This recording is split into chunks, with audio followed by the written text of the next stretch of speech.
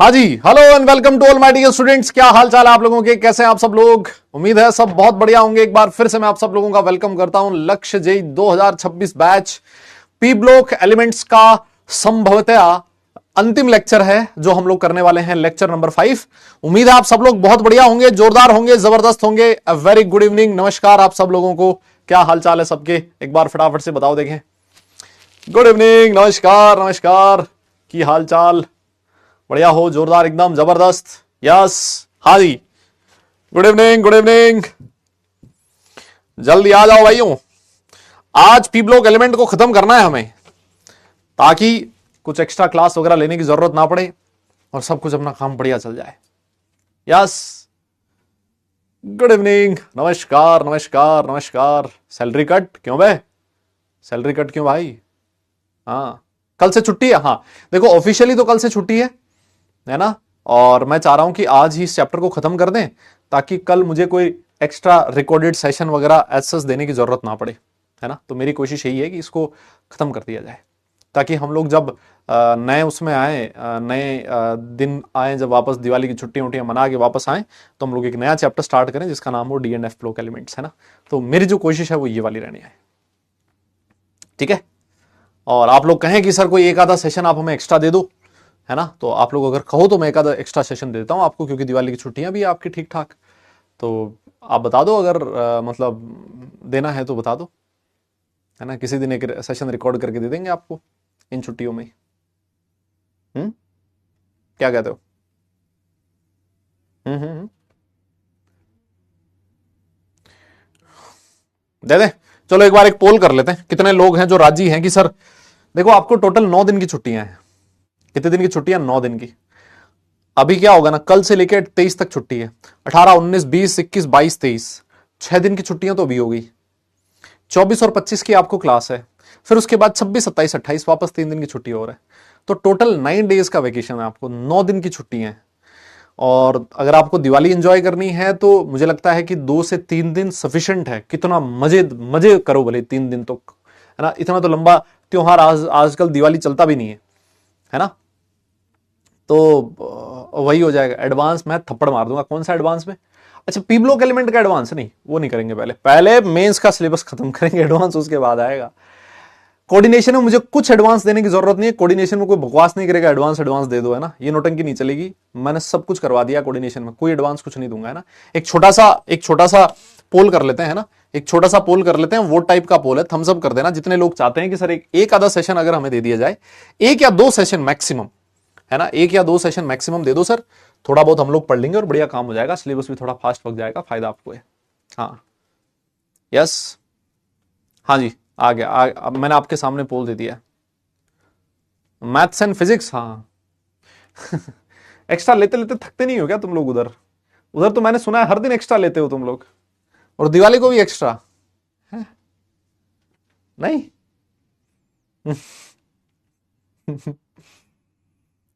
हाँ, यस, एक छोटा सा पोल दे दिया मैंने आपके सामने। थम्स अप और थम्स डाउन में जवाब दे देना मुझे।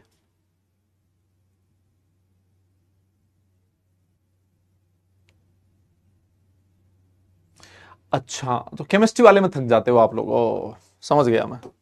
बाकी में नहीं था। ये देखो थम्स अप। इतने अगर होशियार बच्चे मेरी क्लास में हो ना, इतने पढ़ने लिखने वाले भाई, और क्या चाहिए?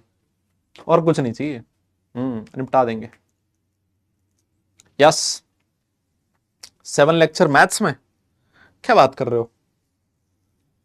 7 लेक्चर में? भाई मैं कुछ नहीं बोलूंगा अब। हाँ ठीक है, तुम देख लो। लेने वाले को दिक्कत नहीं, देने वाले को दिक्कत नहीं। एक्स्ट्रा क्लास लेने वाला भी खुश है, देने वाला भी खुश है।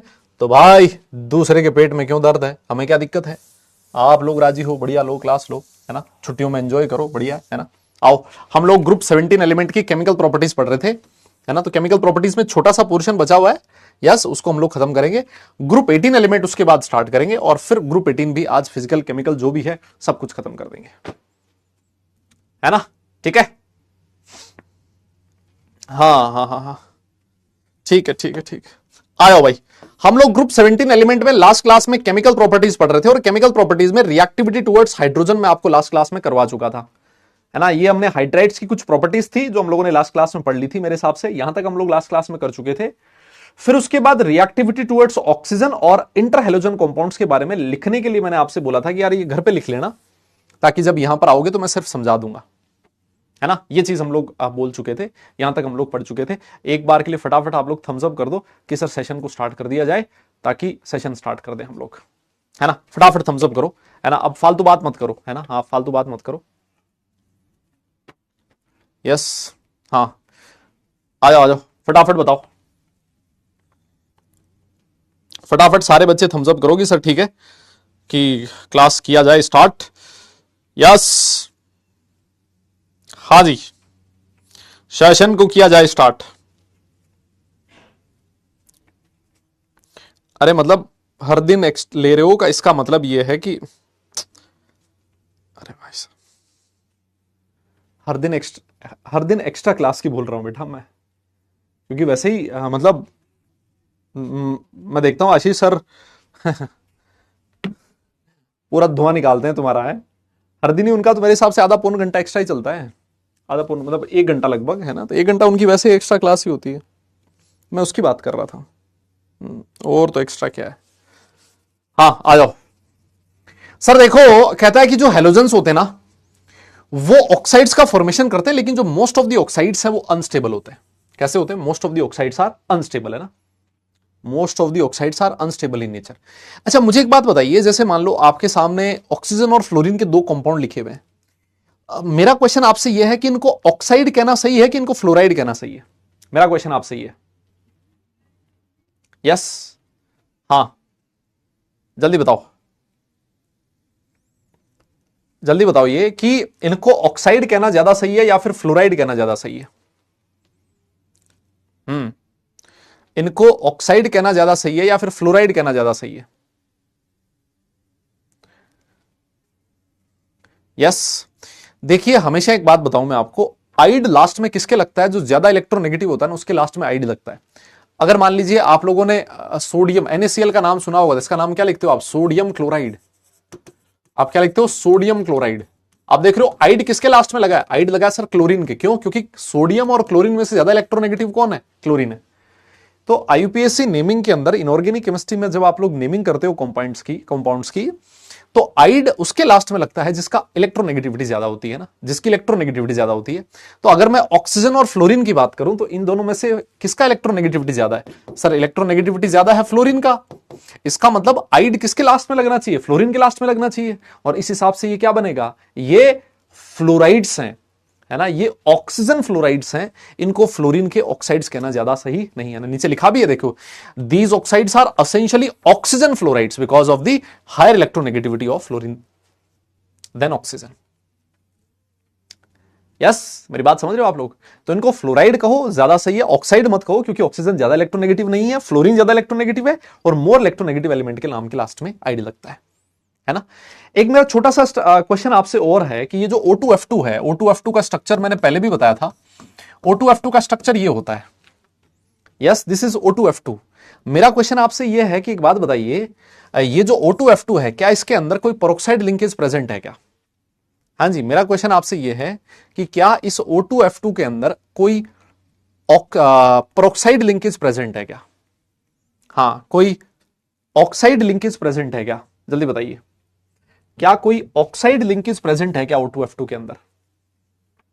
यस, ऑक्साइड लिंकेज है ना, है ना। हाँ, दिख रहा होगा सर। सर देखो क्या क्या कैसे बेवकूफों वाले क्वेश्चन पूछ रहे हो, है ना। ऑक्सीजन ऑक्सीजन सिंगल बॉन्ड दिख रहा है, और ऑक्सीजन ऑक्सीजन सिंगल बॉन्ड है, तो सर ये पेरोक्साइड बॉन्ड है ना। तो मैं आपको बता दूं, O2F2 के अंदर कोई पेरोक्साइड लिंकेज प्रेजेंट नहीं होता। O2F2 के अंदर कोई पेरोक्साइड बॉन्ड प्रेजेंट नहीं है ना। ये नाम सुनते ना बहुत सारे लोगों के बदन में आग लग गई होगी, बोले कैसे मास्टर कहां से पड़ गया है? कैसे नहीं है सर? देखो मैं आपको बताऊं, पेरोक्साइड जो पेरोक्साइड आयन होता है वो कौन सा होता है सर? जो पेरोक्साइड आयन होता है वो होता है O22 माइनस। पेरोक्साइड आयन कौन सा आयन होता है? O22 माइनस आयन होता है। यस, O22 माइनस आयन को पेरोक्साइड आयन बोला जाता है। जबकि यहां पर अगर आप लोग देखोगे ऑक्सीजन पे माइनस, फ्लोरीन -1, ऑक्सीजन +1, यहां ऑक्सीजन +1 और यहां फ्लोरीन -1, ऑक्सीडेशन स्टेट। तो ये O22 माइनस थोड़ी ना है। जब ये टूटेगा कैसे?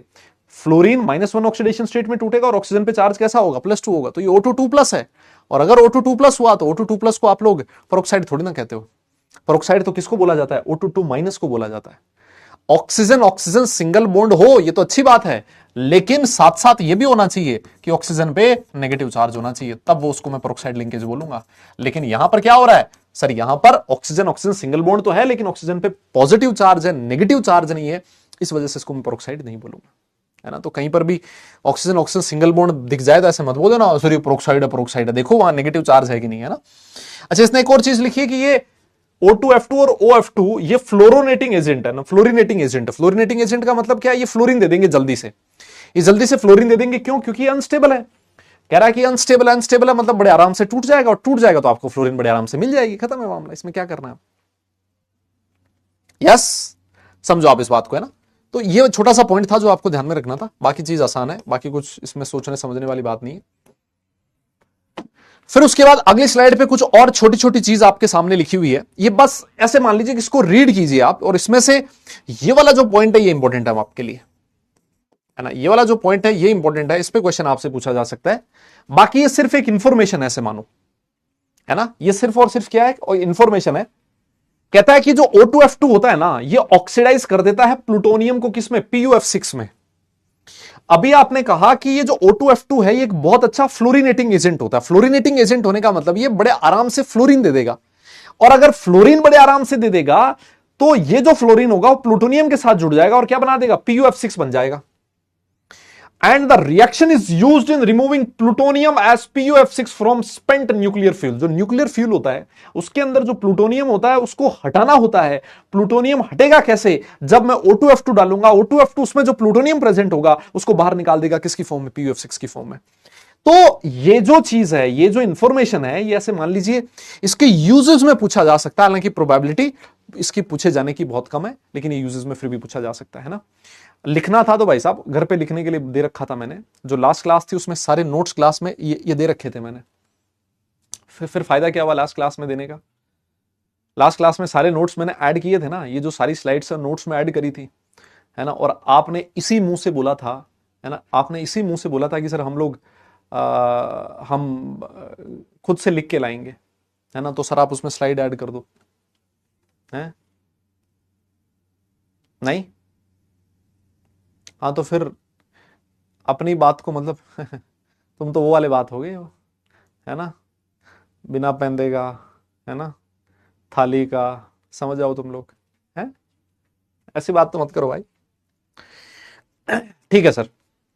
फिर उसके बाद ये कहता है कि ये जो आपके क्लोरीन ब्रोमीन आयोडीन होते हैं ये ऑक्सीजन के साथ रिएक्ट करके ऑक्साइड बनाते हैं, और जिसमें इसकी ऑक्सीडेशन स्टेट +1 से लेके +7 तक हो सकती है ना।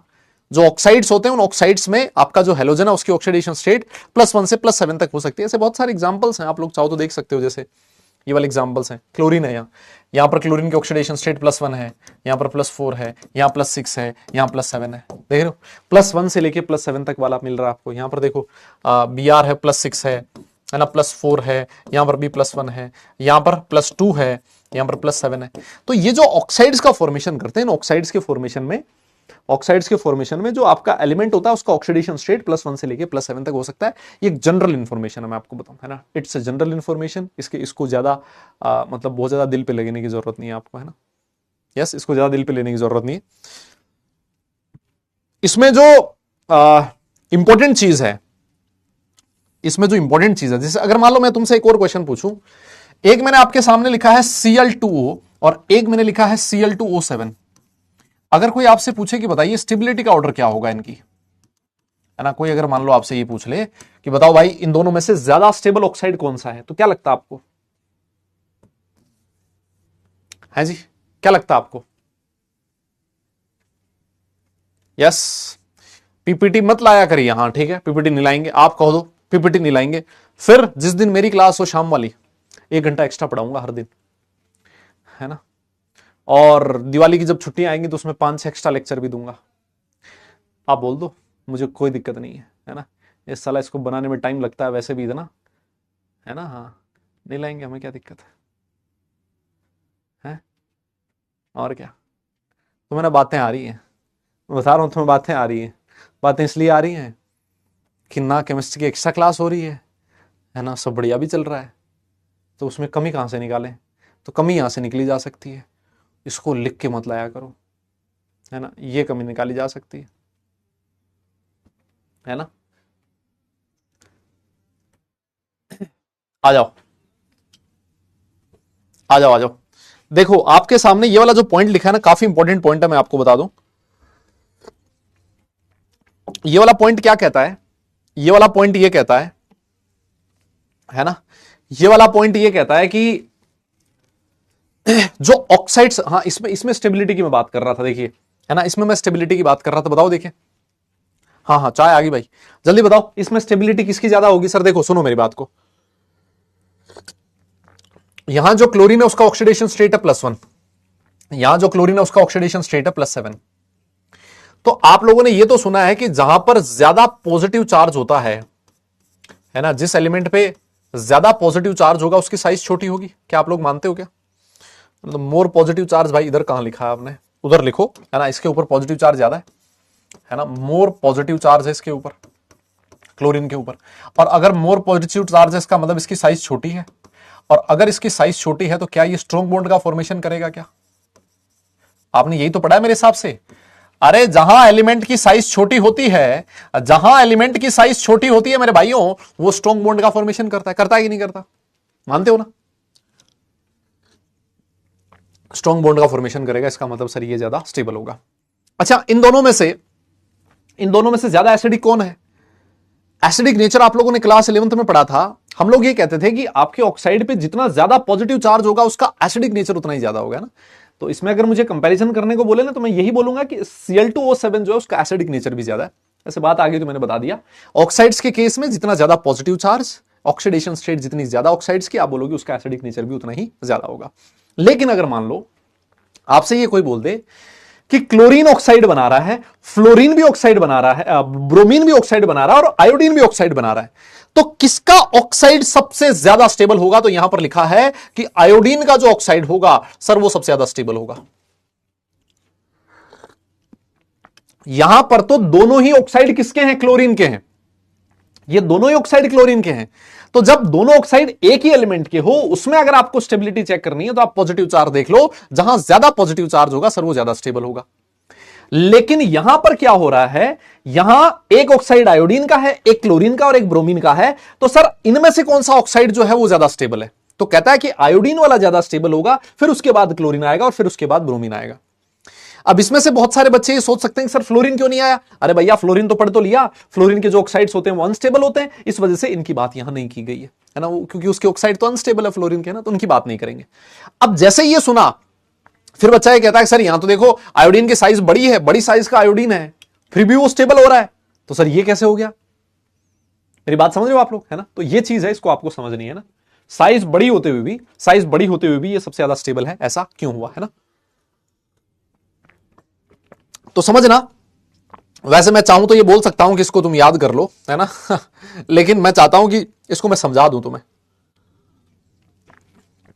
और आओ मैं समझा देता हूं।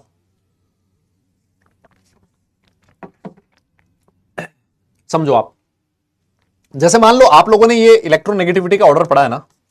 इलेक्ट्रोनेगेटिविटी आप लोगों ने पढ़ी है, फ्लोरीन सबसे ज्यादा, क्लोरीन, फिर ब्रोमीन और फिर आयोडीन। देखो बेटा, इसको अच्छे से समझना आप लोग, है ना। और अगर मैं इसमें ऑक्सीजन ऐड कर दूं, तो फ्लोरीन आता है, फिर ऑक्सीजन आता है, फिर क्लोरीन आता है, फिर ब्रोमीन आता है और फिर आयोडीन आता है। अब मुझे एक बात बताइए, जैसे मान लो आपका एक ऑक्साइड बना, वो किससे मिलके बना? आयोडीन और ऑक्सीजन से मिलके एक ऑक्साइड बना। एक ऑक्साइड बना ब्रोमीन और ऑक्सीजन से मिलके, और एक ऑक्साइड बना क्लोरीन और ऑक्सीजन को मिलके। अब मुझे बताइए, जो ऑक्साइड्स बनेंगे उनकी इलेक्ट्रोनेगेटिविटी में डिफरेंस कहां सबसे ज्यादा है? सर देखिए, यहां पर किस किस के बीच बन रहा है? आयोडीन और ऑक्सीजन के बीच। तो इनकी इलेक्ट्रॉन नेगेटिविटी में कुछ डिफरेंस होगा। एक बन रहा है ब्रोमीन और ऑक्सीजन का ऑक्साइड, इसकी भी इलेक्ट्रोनेगेटिविटी में कुछ डिफरेंस होगा, और एक बन रहा है क्लोरीन और ऑक्सीजन की, तो यहां पर भी इन दोनों की इलेक्ट्रोनेगेटिविटी में कुछ डिफरेंस होगा। ये जो इलेक्ट्रोनेगेटिविटी डिफरेंस है वो सबसे ज्यादा किसमें है सर? इसमें है।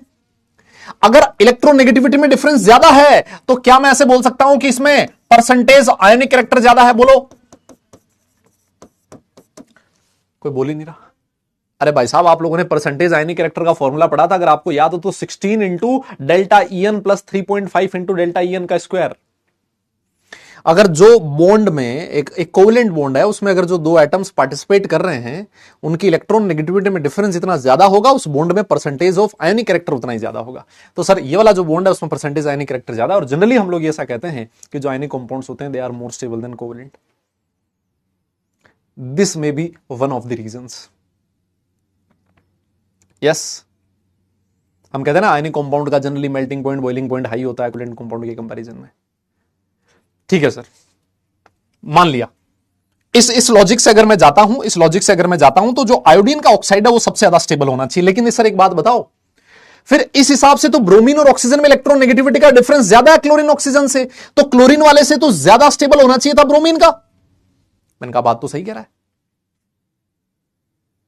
बात तो सही कह रहा है। फिर उस हिसाब से तो ब्रोमीन आना चाहिए था आयोडीन के बाद। सर क्लोरीन कैसे आ रहा है? मैंने कहा सुन, एक एडिशनल फैक्टर और है, समझ तू। सर ये एडिशनल फैक्टर कौन सा है? मैंने कहा बे एडिशनल फैक्टर ये है, तो एक बात बता, क्लोरीन या फिर ब्रोमीन को अगर ऑक्सीजन के साथ बॉन्ड बनाना है तो ऑक्सीजन तो डबल बॉन्ड बनाता है, डबल में एक सिग्मा होगा एक पाई होगा। पाई बॉन्ड बनाने के लिए ब्रोमीन, ये जो क्लोरीन अपना कौन से ऑर्बिटल को यूज करेगा सर? ऑब्वियसली 3d ऑर्बिटल को यूज करेगा, और ये जो ब्रोमीन होगा कौन से ऑर्बिटल को यूज करेगा? 4d ऑर्बिटल को यूज करेगा। अरे ऑब्वियस है ना सर, क्लोरीन जो है वो 3d ऑर्बिटल, फोर्थ पीरियड का एलिमेंट है, तो 3d जो आपके पास d ऑर्बिटल है उससे ये पाई बॉन्ड का फॉर्मेशन करेगा, और ये सर ये 4d से करेगा। अब तो मुझे एक बात बताओ, एक एलिमेंट 3d से पाई बना रहा है, एक एलिमेंट 4d से पाई बना रहा है, जल्दी बताओ कौन सा ज्यादा स्ट्रॉन्ग पाई बनाएगा? ऑब्वियस है सर, छोटी साइज एलिमेंट का, छोटी साइज है इस वजह से क्लोरीन का जो 3d ऑर्बिटल यूज होने के बाद जो पाई बॉन्ड बनेगा ऑक्सीजन के साथ सर वो ज्यादा स्टेबल होगा एज कंपेयर टू ब्रोमीन। और इसी वजह से आयोडीन के बाद कौन आता है? आयोडीन के बाद क्लोरीन आता है, और फिर उसके बाद ब्रोमीन आता है। तो आप एक ही लॉजिक को हर जगह अप्लाई नहीं कर सकते। देखो मैं आपको बताऊं, जहां पर एक से ज्यादा पॉसिबिलिटी होती है कॉन्सेप्ट्स की, तो हमें फाइनल रिजल्ट देखना होता है कि कौन सा फैक्टर ज्यादा डोमिनेटिंग है। जब आयोडीन की बात की जाती है तो यहां इलेक्ट्रॉन नेगेटिविटी में इतना ज्यादा डिफरेंस है आयोडीन और ऑक्सीजन की कि जो इलेक्ट्रॉन नेगेटिविटी वाला जो फैक्टर है दैट इज मोर डोमिनेटिंग। लेकिन जब हम लोग ब्रोमीन ऑक्सीजन क्लोरीन ऑक्सीजन की बात करते हैं तो यहां जो इलेक्ट्रॉन नेगेटिविटी वाला डिफरेंस है वो इतना ज्यादा डोमिनेटिंग नहीं है। उस केस में जो ज्यादा डोमिनेटिंग चीज है वो है साइज ऑफ द एटम। वो कौन सी है? Size of the atom. शायद मेरे हिसाब से अब आपको चीज समझ में आई हो। यस, शायद अब आपको मेरी बात समझ में आई हो। क्या मैं सही कह रहा हूं? यस, मेरी बात समझे क्या?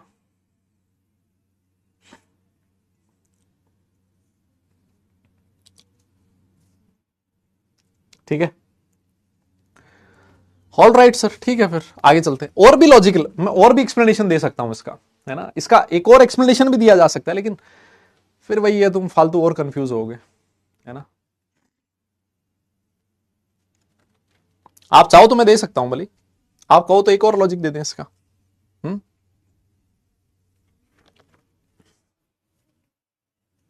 बताओ बताओ। 3D 4D सर देखो, इसको आप ऐसे भी तो लिख सकते हो ना, क्लोरीन है ना, एक और रीजन देख लो, क्लोरीन ब्रोमीन वाला एक और रीजन देख लो। क्लोरीन इसका इलेक्ट्रॉनिक कॉन्फ़िगरेशन क्या होता है सर? ये होता है नियॉन 3s2 3p5, है ना, यही होता है 3s2 3p5 होता है सर, ठीक है। और जो आपका ब्रोमीन है वो कौन सा ब्रोमीन क्या होता है सर? ब्रोमीन होता है argon 4s2 4p5, 4s2 4p5। लेकिन सर एक बात बताऊं, 4s से पहले यहां पर 3D में 10 इलेक्ट्रॉन आते हैं, और सर ये जो 3D के 10 इलेक्ट्रॉन है इनका शील्डिंग इफेक्ट कैसा होता है? पुअर होता है। यस, इनका शील्डिंग इफेक्ट कैसा होता है? पुअर होता है सर। अरे मेरे भाई, अगर इनका शील्डिंग इफेक्ट पुअर है तो क्या मैं ऐसे बोल सकता हूं कि ये जो अंदर वाले 10 इलेक्ट्रॉन है ये बाहर वाले इलेक्ट्रॉन को रिपेल करने से मना कर देंगे? सर बिल्कुल मना कर देंगे। और अगर ऐसा है, इसका मतलब इन बाहर वाले इलेक्ट्रॉन पे न्यूक्लियस का जो अट्रैक्शन है, ब्रोमीन न्यूक्लियस का जो अट्रैक्शन है, वो अट्रैक्शन जितना आपने सोचा है उससे ज्यादा होगा। यस, जितना आपने सोचा है उससे ज्यादा होगा। इस पे जो अट्रैक्शन है ब्रोमीन के ऊपर, ब्रोमीन के ये वाले जो 4s और 4p के इलेक्ट्रॉन्स है, इन पे न्यूक्लियस का अट्रैक्शन जितना एक्सपेक्टेड है उससे ज्यादा होगा। और अगर उससे ज्यादा होगा तो सर इनकी बॉन्ड फॉर्मेशन में पार्टिसिपेशन का टेंडेंसी जितना आप सोच रहे हो उससे कम होगा, क्योंकि इन पे न्यूक्लियस अपनी काबू करके बैठा है ना। तो फिर ये बॉन्ड फॉर्मेशन में पार्टिसिपेट कम करेंगे, इस वजह से जो बॉन्ड फॉर्मेशन होगा वो लेस स्टेबल होगा। तो बहुत सारे रीजंस हैं जिनसे आप लोग समझ सकते हो। अल्टीमेटली मैं आपको बताऊं, एक बार के लिए लॉजिक समझ लो, है ना, कि ये ऐसा हुआ होगा। अल्टीमेटली आपको ये चीज ध्यान में रखनी पड़ेगी कि आयोडीन का जो ऑक्साइड होता है सबसे ज्यादा स्टेबल, फिर क्लोरीन और फिर ब्रोमीन होता है ना। समझो आप इस बात को, है ना। तो आप किसी भी चीज को डिफरेंट तरीके से कह सकते हो। इनऑर्गेनिक केमिस्ट्री के साथ जो जो परेशानी वाली चीज है वो यही है कि आपको लॉजिक पता है, लेकिन वो लॉजिक हर जगह फिट नहीं होता, है ना। वो जो लॉजिक है कहां फिट होगा वो आपको समझना पड़ेगा, वो इंफॉर्मेशन आपके दिमाग में होनी चाहिए। आप एक ही लॉजिक को हर जगह नहीं अप्लाई कर सकते, क्योंकि जब हम लोग एटम्स की बात करते हैं, मॉलिक्यूल्स की बात करते हैं, तो उनकी साइज इतनी छोटी होती है कि एक छोटा सा जो फैक्टर होता है ना वो भी बहुत बड़ा इफेक्ट ला देता है ना। ये वही बात होगी जैसे मान लो आपने एक 50 लीटर के टैंक में पानी भर रखा है, उसमें से अगर आपने 1 लोटा पानी निकाल भी लिया ना तो कोई बहुत ज्यादा फर्क नहीं पड़ना है ना। वो उतना इफेक्ट नहीं कर पाएगा पानी के लेवल को। लेकिन आप ये सोचो कि आपने पानी भर रखा है एक छोटे से डिब्बे के अंदर, और उसमें से आपने 1 लोटा पानी निकाल लिया। पानी आपने सेम ही निकाला है, लेकिन दोनों का इफेक्ट अलग अलग है। यहां वहां पर साइज बहुत बड़ी थी तो 1 लोटा पानी निकालना कोई ज्यादा इफेक्ट नहीं कर रहा था, लेकिन यहां छोटी साइज है तो आप थोड़ा सा भी कुछ चेंज करोगे तो आपकी प्रॉपर्टीज पे बहुत ज्यादा इफेक्ट डालेगा।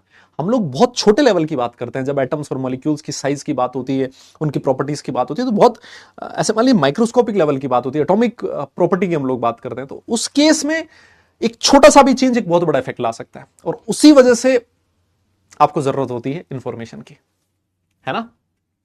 समझ गया। तो ये छोटी सी चीज है, उसको आप लोग ध्यान रखो।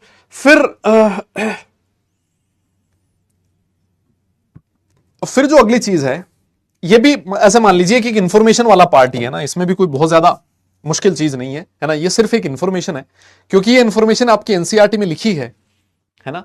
तो मैंने कहा कि ठीक है एनसीईआरटी में लिखी है तो आपकी स्लाइड में भी होनी चाहिए, आपके नोट्स में भी होना चाहिए। क्लोरीन जो है उसके कुछ ऑक्साइड्स आपके सामने लिखे हुए हैं, और ये बहुत तगड़े ऑक्सीडाइजिंग एजेंट्स होते हैं। बहुत अच्छी बात है, ऑक्सीडाइजिंग एजेंट्स है, ऑक्सीडेशन स्टेट हाई है, ऑक्सीजन बड़े आराम से दे सकते हैं, कोई प्रॉब्लम नहीं है। खुद रिड्यूस हो सकते हैं। रिड्यूस क्यों हो सकते हैं? क्योंकि क्लोरीन की जो मिनिमम ऑक्सीडेशन स्टेट होती है वो कितनी पॉसिबल है? यस, क्लोरीन की मिनिमम ऑक्सीडेशन स्टेट कितनी पॉसिबल है बेटा? जल्दी बताओ। मिनिमम ऑक्सीडेशन स्टेट -1 पॉसिबल है। तो ये जो सारे एलिमेंट है ये अपनी लोअर ऑक्सीडेशन स्टेट में जा सकते हैं, तो सर ये बहुत अच्छे ऑक्सीडाइजिंग एजेंट हो सकते हैं, है ना। इसमें कोई दिक्कत नहीं है सर, है ना, इसमें कोई परेशानी नहीं। बहुत सिंपल पॉइंट है, इसके ऊपर आपको ज्यादा सोचने की जरूरत नहीं। हाँ, ClO2 की अगर मैं बात करूं ना तो ये कहां यूज होता है, इसके यूजेस पे क्वेश्चन आ सकता है कि ये ब्लीचिंग एजेंट होता है किसके लिए? Paper, pulp and textile and in water treatment. तो क्योंकि ये पिछले over the period of time देखा गया है कि आपका जो CBSE, आपका जो ये होता है, जो आपका क्या बोलना NTA है, NTA क्या करता है, इनऑर्गेनिक केमिस्ट्री में एक लाइन उठा लेगा NCERT की खट से, ClO2 कहां यूज होता है? ClO2 is used for 4-5 point लिख देगा। यस, मेरी बात समझ रहे हो? तो ये देखा गया कि ऐसा क्वेश्चन वो पूछा है उसने, और इसी वजह से मैं चाह रहा हूं कि कोई ऐसी छोटी सी छोटी इंफॉर्मेशन भी ऐसी ना हो जिसको हम लोग ये सोच के छोड़ दें यार ये थोड़ी ना पूछेगा, लेकिन वो उसी इंफॉर्मेशन को उठा लेगा। ClO2 कहां यूज होता है? ये लो जी, निपट गई जनता, है ना। हमें दिखने में तो लगता है यार ये तो इंपॉर्टेंट चीज थोड़ी ना, लेकिन पूछ लेता है क्वेश्चन, है ना। लेकिन यही चीज मैं आपको बताऊं, अगर आपके नोट्स में लिखी है पी ब्लॉक एलिमेंट आप 3 बार रिवाइज करोगे तो 3 बार आपकी आंखों के सामने से निकलेगा, और जैसे दिखेगा ना ClO2 खट से आपको 4 ऑप्शन में अगर कहीं पर भी दिखा ना, वाटर ट्रीटमेंट, टेक्सटाइल इंडस्ट्री, खट से आपको याद आ जाएगा, है ना। खट से याद आ जाएगा क्योंकि वो 3-4 बार अपने दिमाग में सेट हो चुका है। ऑप्शन देखते ही हमें चीजें पता लग जाएगी, है ना। बहुत बढ़िया। ब्रोमीन के जो ऑक्साइड्स होते हैं वो लीस्ट स्टेबल ऑक्साइड्स होते हैं, ये भी हमने लिख ही लिया कि जो ब्रोमीन का ऑक्साइड है वो सबसे कम स्टेबल ऑक्साइड होता है, और बहुत लो टेम्परेचर के ऊपर ये स्टेबल होते हैं। ऑक्सीडाइजिंग एजेंट तो है ही, क्यों? क्योंकि ये बहुत कम स्टेबल है तो बड़े आराम से टूट जाएंगे, और जैसे ही ये टूटेंगे वैसे ही ऑक्सीजन रिलीज करेंगे, और ऑक्सीजन अगर कोई रिलीज करता है तो वो ऑब्वियस है बहुत ही अच्छा ऑक्सीडाइजिंग एजेंट होता है ना। इसमें कोई बहुत मुश्किल चीज है नहीं, है ना, कोई बहुत मुश्किल चीज है नहीं, है ना। आयोडीन के जो ऑक्साइड्स है उसके बारे में आपके सामने लिखा हुआ है ना। मेरे हिसाब से आगे चलना चाहिए। इसमें एक चीज है जो आपको ध्यान में रखनी है, ये वाला जो पॉइंट लिखा है ना कि I2O5 जो एक बहुत अच्छा ऑक्सीडाइजिंग एजेंट होता है, used in the estimation of carbon, यहां लिखा हुआ है कार्बन मोनोऑक्साइड है बेटा, ये ना देखो ये कार्बन मोनोऑक्साइड लिखा है, यहां CO लिखा है ना, कार्बन मोनोऑक्साइड लिखा है। I2O5 का जो यूज है वो कार्बन मोनोऑक्साइड के एस्टिमेशन में किया जाता है। अब मैं आपको बताऊं, कार्बन मोनोऑक्साइड का एस्टिमेशन करना हमारे सिलेबस का पार्ट नहीं है, तो इस वजह से हम लोग एस्टिमेशन ऑफ कार्बन मोनोऑक्साइड नहीं पढ़ेंगे, लेकिन हमें यह पता जरूर होना चाहिए कि कार्बन मोनोऑक्साइड के एस्टिमेशन में क्या यूज होता है। मैं आपको बार बार यही बोल रहा हूं, ऐसा क्वेश्चन है सीबीएसई ने पूछा, इसने पूछा है, एनटीए ने सीधा सा एक एग्जांपल सीधा सा लिख दिया I2O5 कहां यूज हो रहा है, और उसमें नीचे लिख दिया एस्टिमेशन, इसका एस्टिमेशन, इसका एस्टिमेशन, उसका। ये अगर आपके नोट्स में लिखी है ना चीज, मैं बार बार यही कहता हूं, इसी वजह से लिखना जरूरी होता है। मैं क्यों कहता हूं, क्योंकि जब लिखी हुई चीज आप बार बार पढ़ोगे, 2-3 बार रिवाइज करोगे, तो आपके लिए चीजें आसान हो जाएगी और वो दिमाग में कहीं ना कहीं तुम्हारे सामने सेट बैठा रहेगा, है ना। आओ सर, तो ये ऑक्सीजन की कहानी खत्म हो गई है ना, ऑक्सीजन की कहानी खत्म हो चुकी है। इसके बाद हम लोग बात करने वाले हैं रिएक्टिविटी टुवर्ड्स मेटल्स की, है ना। अब हम लोग मेटल्स के बारे में बात करेंगे। जैसे मान लो मेटल के साथ कोई रिएक्ट करता है, हेलोजन तो क्या बनाता है, हैलाइड बनाता है, मेटल हैलाइड बनाएगा। क्लोरीन के साथ रिएक्ट करके जैसे मेटल क्लोराइड बनते हैं, ब्रोमीन के साथ मेटल ब्रोमाइड बनते हैं, आयोडीन के साथ आयोडाइड बनते हैं, मतलब क्या बनाता है, हैलाइड बनाता है ना, हैलाइड बनाता है। अब इसने एक चीज लिखी है कि जो हैलाइड्स का आयनिक कैरेक्टर होता है वो आपके सामने ये लिखा हुआ। अब क्या मुझे कोई रीजन बता सकता है ये ऑर्डर क्यों हुआ? अच्छा, अगर आयनिक कैरेक्टर आपको निकालना, तुम सबसे पहले बताओ कोवेलेंट कैरेक्टर का ऑर्डर क्या होगा, परसेंटेज कोवेलेंट कैरेक्टर। अगर मैं तुमसे पूछ लूं, है ना, आपके सामने कुछ हैलाइड्स दे दूं, उनमें आपसे मैं कोवेलेंट कैरेक्टर का ऑर्डर पूछ लूं, लेट से एक लिखा है मेटल का फ्लोराइड, मेटल का क्लोराइड, मेटल का ब्रोमाइड और मेटल का आयोडाइड, है ना। आयोडीन पे -1 -1 -1 -1। मेटल तो सब जगह सेम है।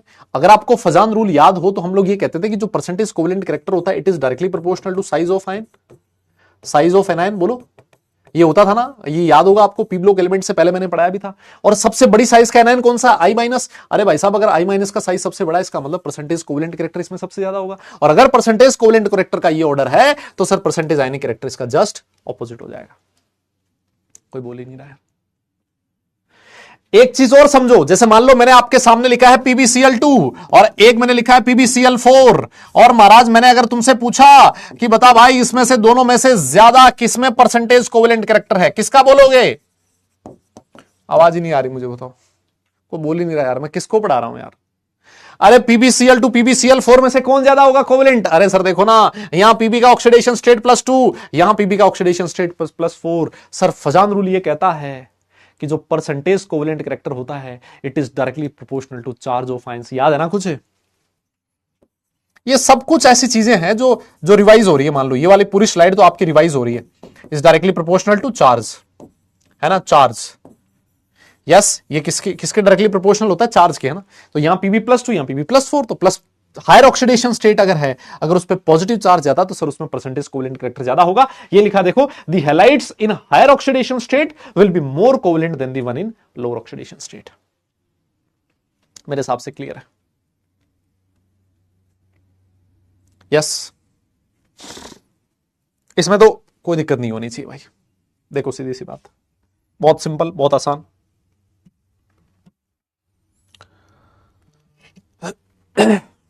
चले आगे चले हम लोग।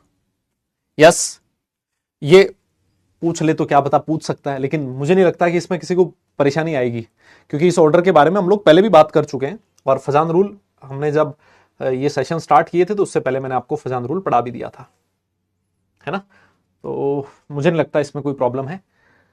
अगली जो इसकी प्रॉपर्टी है वो ये है कि दो हेलोजन आपस में रिएक्ट कर सकते हैं, और एक हेलोजन दूसरे हेलोजन के साथ अगर रिएक्ट करेगा तो जो कंपाउंड्स बनते हैं ना, उन कंपाउंड्स को बोला जाता है इंटर हेलोजन कंपाउंड्स। क्या बोला जाता है? Inter halogen compounds. दो जो आपके हेलोजन्स हैं, दो हेलोजन आपस में रिएक्ट करके क्या बना सकते हैं, इंटर हेलोजन कंपाउंड बना सकते हैं। जैसे मैं आपको एग्जांपल दूं कुछ, अगर जैसे आपने लिखा है ClF3, देखा आप लोगों ने, एक क्लोरीन दूसरा फ्लोरीन। आपने ये भी देखा होगा BrF5, आपने ये भी देखा होगा IF7, देख रहे हो आप लोग। तो ये जितने भी कंपाउंड्स है ना सर, ये कौन से कंपाउंड है, ये इंटर हेलोजन कंपाउंड्स है। दादा समझ में आ रहा है क्या? ये इंटर हेलोजन कंपाउंड क्यों है? क्योंकि दो हेलोजन के कॉम्बिनेशन से बने हैं। That's why these compounds are known as inter halogen compounds. ठीक है, तो सर ये कितने तरह के इंटर हैलोजन कंपाउंड्स बना सकते हैं? देखो ये इंटर हैलोजन कंपाउंड बनाते हैं, एक x x dash, x x dash 3, x x dash 5 और एक्स एक्स डैश 7। ये इतनी तरह के इंटर हैलोजन कंपाउंड्स बना सकते हैं। जैसे मान लीजिए ये किस कैटेगरी में आएगा? ये है सर एक्स एक्स डैश 3, ये है सर एक्स एक्स डैश 5, ये है सर एक्स एक्स डैश 7 वाली कैटेगरी, है ना। तो ये इतनी तरीके के different different inter halogen compounds बना सकते हैं। लेकिन इन इंटर हैलोजन कंपाउंड में जो खास बात होती है वो ये होती है कि ये जो एक्स डैश होता है ये हमेशा स्मॉल साइज वाला हैलोजन होता है, और ये जो एक्स होता है जो पहले लिखा होता है सर वो हमेशा लार्ज साइज वाला हैलोजन होता है। आप ये जितने भी एग्जांपल्स आप उसमें देख लो, जो पहला हैलोजन है उसका साइज बड़ा है दूसरे वाले से, और अगर मान लीजिए पहले वाले का साइज बड़ा है इसका मतलब इसकी इलेक्ट्रॉन नेगेटिविटी कम रही होगी, और अगर इसका साइज छोटा एक्स डैश का इसका मतलब इसकी इलेक्ट्रॉन नेगेटिविटी ज्यादा रही होगी। तो ये एक बहुत इंपॉर्टेंट चीज बन जाती है कि जब भी इंटर हैलोजन कंपाउंड का फॉर्मेशन होता है, जो पहला हैलोजन होगा उसकी साइज बड़ी होगी, उसकी इलेक्ट्रॉन नेगेटिविटी कम होगी, और जो दूसरा हैलोजन कंपाउंड होगा उसकी साइज छोटी होगी और उसकी इलेक्ट्रॉन नेगेटिविटी ज्यादा होगी। बताओ क्या मेरी बात समझ में आ रही है आपको? आसान है मेरे हिसाब से, इसमें कोई ऐसा कोई प्रॉब्लम होनी नहीं चाहिए शायद। यस, पक्का? ठीक है सर। तो इसी के साथ ये जो केमिकल प्रॉपर्टीज थी ये हम लोगों ने खत्म कर दी। एक छोटा सा टॉपिक और दिया हुआ है, ऑक्सो एसिड्स, है ना। हम लोग ऑक्सो एसिड्स ऑफ हैलोजेंस के बारे में बात कर रहे हैं। ऑक्सो एसिड्स ऑफ हैलोजेंस, देखिए मैं आपको फिर बता दूं कि जेईई मेंस के सिलेबस में ऑक्सो एसिड नाम का कोई टॉपिक नहीं दे रखा है ना। जेईई मेंस के सिलेबस में ऑक्सो एसिड मेंशन नहीं किया हुआ है, लेकिन मैं आपको बताऊं इस पे कॉन्सेप्ट जो है ना वो केमिकल बॉन्डिंग से रिलेट करके पूछ सकता है, क्योंकि स्ट्रक्चर्स वगैरह बनानी सीखना, मैं आपको हर बार ये एक ही चीज बोल रहा हूं कि जो स्ट्रक्चर्स हैं वो हमने केमिकल बॉन्डिंग में भी सीखी है। तो पता चले कि वो केमिकल, ये बोलते कि भाई साहब ये तो पी ब्लॉक का है नहीं, ये तो केमिकल बॉन्डिंग का टॉपिक है, बोल सकता है वो, है ना, कि ये तो केमिकल बॉन्डिंग का टॉपिक है। तो इस वजह से ये जो टॉपिक है इसको मैं करवा रहा हूं एक बार के लिए, है ना। इसको आप लोग समझना, बहुत बढ़िया टॉपिक है। आपको अगर याद हो तो हमने अनोमलस बिहेवियर ऑफ फ्लोरीन लिखा था, है ना, याद है आपको अनोमलस बिहेवियर ऑफ फ्लोरीन। और उस अनोमलस बिहेवियर में हमने एक अनोमलस बिहेवियर फ्लोरीन का ये लिखा था कि जो फ्लोरीन होता है वो सिर्फ और सिर्फ एक ही ऑक्सो एसिड का फॉर्मेशन करता है, और वो देख लिया आपके सामने लिखा हुआ, फ्लोरीन सिर्फ और सिर्फ एक ही ऑक्सो एसिड बनाएगा और वो है HOF। इसके अलावा फ्लोरीन कोई दूसरा ऑक्सो एसिड का फॉर्मेशन ही नहीं करता, और HOF जो उसका नाम है हाइपोफ्लोरस एसिड, है ना। देखिए यहां पर लिखा हुआ है इस एसिड का एक और नाम फ्लोरिक 1 एसिड भी है, हेलिक 1 एसिड भी कह सकते हो आप। एक्चुअली है क्या ना, मैं आपको बताऊं, ये जो आपके हेलोजेंस होते हैं ना, ये 4 तरह के ऑक्सो एसिड्स बना सकते हैं, है ना। ये क्या बना सकते हैं? 4 तरह के ऑक्सो एसिड्स बना सकते हैं। जैसे हेलिक 1 ऑक्सो एसिड, ये बना सकते हैं हेलिक 3 एसिड, यस, ये बना सकते हैं हेलिक 5 एसिड, और लास्ट वाला हो गया हेलिक 7 एसिड। ये ऐसे मान लीजिए एक सीरीज है ऑक्सो एसिड्स की। यहां पर 1, 3, 5, 7 क्या दिखा रहा है सर? ये दिखा रहा है हेलोजन का ऑक्सीडेशन स्टेट। मैं आपको बताऊं जो हेलिक 1 एसिड्स होते हैं, जो हेलिक 1 एसिड्स होते हैं, इनका नाम होता है हाइपोहेलस एसिड। इनको और क्या बोला जाता है? Hypohalous acid. जैसे मान लीजिए अगर मैं लिखूं HOF तो उसका नाम क्या होगा सर? ये होगा, यहां पर हेलोजन का ऑक्सीडेशन स्टेट 1 है, HOCl, यहां पर क्लोरीन का ऑक्सीडेशन स्टेट 1 है। तो अगर मुझे इसका नाम लिखना होगा तो मैं क्या लिखूंगा? Hypofluorous acid. इसका नाम क्या है? Hypochlorous acid. वैसे अगर यहां Br होता तो उसका नाम क्या है? हाइपोब्रोमस एसिड। और HI होता तो उसका नाम क्या है? हाइपोआयोडस एसिड। हाइपोहेलस एसिड बोला जाता है अगर आपका जो हेलोजन है उसकी ऑक्सीडेशन स्टेट 1 है। तो आप इसको ऐसे भी कह सकते हो, fluoric 1 acid, chloric 1 acid, bromic 1 acid और आयोडिक 1 एसिड। आप ऐसे भी नाम लिख सकते हो, लेकिन वो ज्यादा प्रचलन में नहीं है। ज्यादा प्रचलन में है ये वाला हाइपोहेलस एसिड, नाम ज्यादा सही है ना, उसके बारे में ज्यादा बोला जाता है। अगला आता है हेलिक 3 एसिड। जैसे मान लो ऐसे लिखा है HClO2, मान लो ऐसे लिखा है HBrO2, ऐसे लिखा है, समझो आप। यहां पर जो क्लोरीन है उसका ऑक्सीडेशन स्टेट कितना ज्यादा, +3, यहां पर ब्रोमीन का कितना, +3। तो ये कौन से एसिड्स हैं सर, ये हेलिक 3 एसिड है। इसको आप क्लोरिक 3 एसिड या फिर ब्रोमिक 3 एसिड भी कह सकते हो।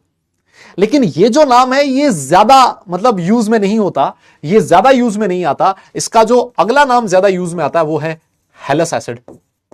इनका कौन सा नाम ज्यादा यूज में आता है, हेलस एसिड। जैसे मान लो इसको मैं क्या बोलूंगा, this is chlorous acid, this is bromous acid. अगर मान लीजिए आपके हेलोजन की ऑक्सीडेशन स्टेट 5 है, जैसे मान लीजिए मैंने लिखा है HClO3, यहां पर क्लोरीन ऑक्सीडेशन स्टेट +5 है, तो आप इसको क्लोरिक 5 एसिड भी लिख सकते हो, और या फिर इसको क्लोरिक एसिड भी लिख सकते हो, हेलिक एसिड भी इनको बोला जाता है। इनको क्या लिख सकते हो, हेलिक एसिड भी कह सकते हो, दिस इज हेलिक एसिड, या फिर हेलिक 5 एसिड भी लिख सकते हो। मेरी बात शायद आपको समझ में आ रही है।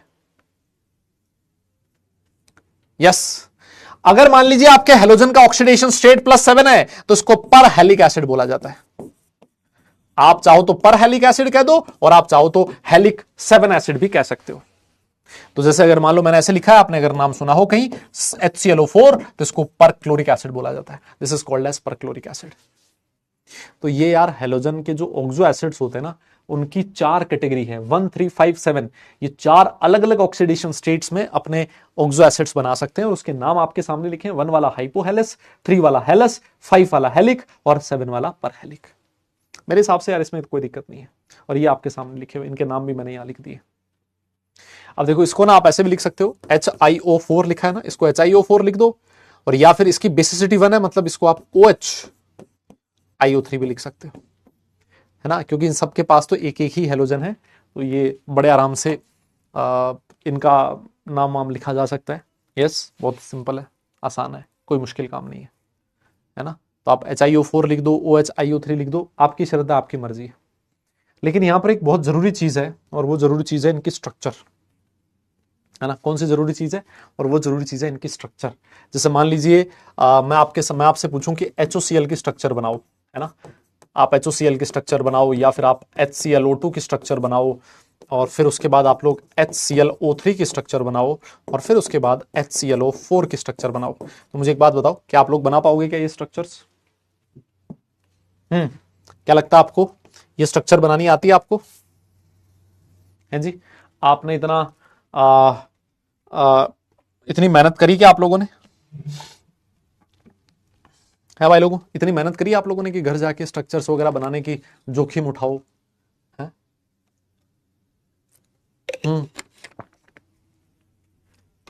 देखो सर, स्ट्रक्चर कैसे बनती है, स्ट्रक्चर बनती है बेसिसिटी से, और इन सब की बेसिसिटी 1 है, सबकी बेसिसिटी 1 है, मतलब सबके पास सिर्फ और सिर्फ एक ही OH बॉन्ड प्रेजेंट होगा, है ना। तो जैसे HOCl की अगर मुझे स्ट्रक्चर बनानी है, एक OH बॉन्ड है इसके पास, ये लो सर HOCl बन गया। इसकी भी बेसिसिटी 1 है, मतलब इसके पास भी एक ही OH बॉन्ड होगा सर, एक ऑक्सीजन बच गया, एक ऑक्सीजन जो बच गया वो क्लोरीन से डबल बॉन्ड से जुड़ जाएगा। HClO3 इसके पास भी सिर्फ और सिर्फ एक ही OH बॉन्ड होगा, तो सर 2 ऑक्सीजन बच गए, तो 2 ऑक्सीजन इस क्लोरीन के साथ जुड़ जाएंगे डबल बॉन्ड के थ्रू, ऑक्सीजन तो डबल बॉन्ड बनाता है, ये लो सर। और यहां HClO4, तो सर ये बन गया OHCl, double bond O, double bond O, double bond O। ठीक है, ये बन गया सर। यस ये इनकी स्ट्रक्चर बन गई। अब इसमें आपसे क्वेश्चन उनकी ज्योमेट्री पे भी पूछा जा सकता है, इनके हाइब्रिडाइजेशन पे भी पूछा जा सकता है ना, इनके हाइब्रिडाइजेशन ज्योमेट्री पे भी क्वेश्चन आपसे पूछा जा सकता है। लेकिन ठीक है, वो तो आप लोग कर ही लोगे। मेरा क्वेश्चन आपसे ये है, इनमें एसिडिक स्ट्रेंथ का ऑर्डर क्या होगा? आपको ये बताना है कि इसमें एसिडिक स्ट्रेंथ का ऑर्डर क्या है। आपको ये बताना है कि एसिडिक स्ट्रेंथ का ऑर्डर क्या है। HOCl, HClO2, HClO3 और HClO4 कौन सबसे ज्यादा एसिडिक है? जल्दी बताइए,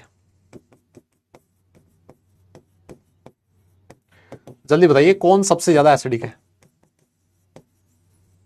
ऑर्गेनिक केमिस्ट्री तुम लोग तो पढ़ के आए हो भाई।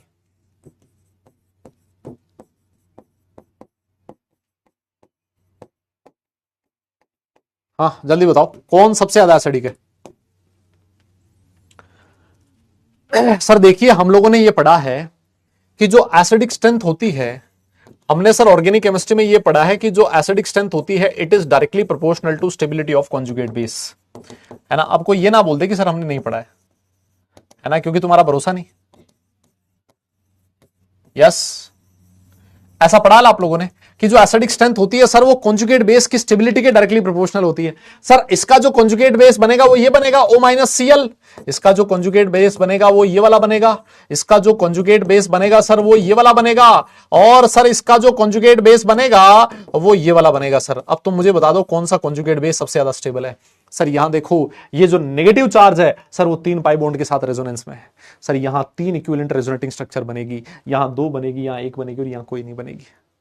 तो इसका जो कॉन्जुगेट बेस है वो सबसे ज्यादा स्टेबल है, और क्योंकि कॉन्जुगेट बेस सबसे ज्यादा स्टेबल है दैट्स व्हाई इनके एसिडिक स्ट्रेंथ का ऑर्डर ये होगा। बहुत जबरदस्त, बहुत इंपॉर्टेंट टॉपिक है ये, जिसपे क्वेश्चन आपसे पूछा जा सकता है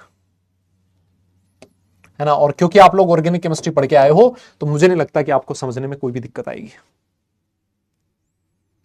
यस, और बिल्कुल सेम लॉजिक यहां पर भी लगाया जा सकता है ना, यहां बिल्कुल सेम लॉजिक यहां लगाया जा सकता है। सर यहां देखो रेजोनेंस तो सब में ही नहीं है, किसी में नहीं है, लेकिन जब इसका जो कॉन्जुगेट बेस बनेगा उस कॉन्जुगेट बेस में ऑक्सीजन पे नेगेटिव चार्ज है, और ऑक्सीजन पे नेगेटिव चार्ज को स्टेबलाइज कौन करता है? सर नेगेटिव चार्ज को स्टेबलाइज करता है मोर इलेक्ट्रॉन विड्रॉइंग ग्रुप, और सर यहां सबसे जबरदस्त इलेक्ट्रॉन विड्रॉइंग ग्रुप F है और सबसे weak electron withdrawing group I है। तो सर इसी वजह से ये जो कॉन्जुगेट बेस होगा सबसे ज्यादा स्टेबल होगा।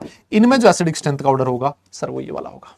आपको हाँ ना में जवाब देना पड़ेगा, एक बार थम्स अप करके बताना पड़ेगा कि क्या ये चीज समझ में आई है क्या, है ना, क्या ये चीज आपको क्लियर हुई क्या।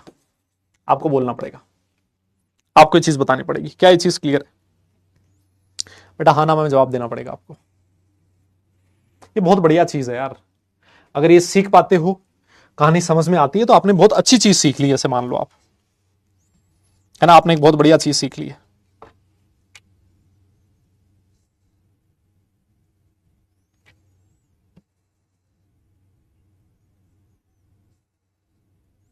यस,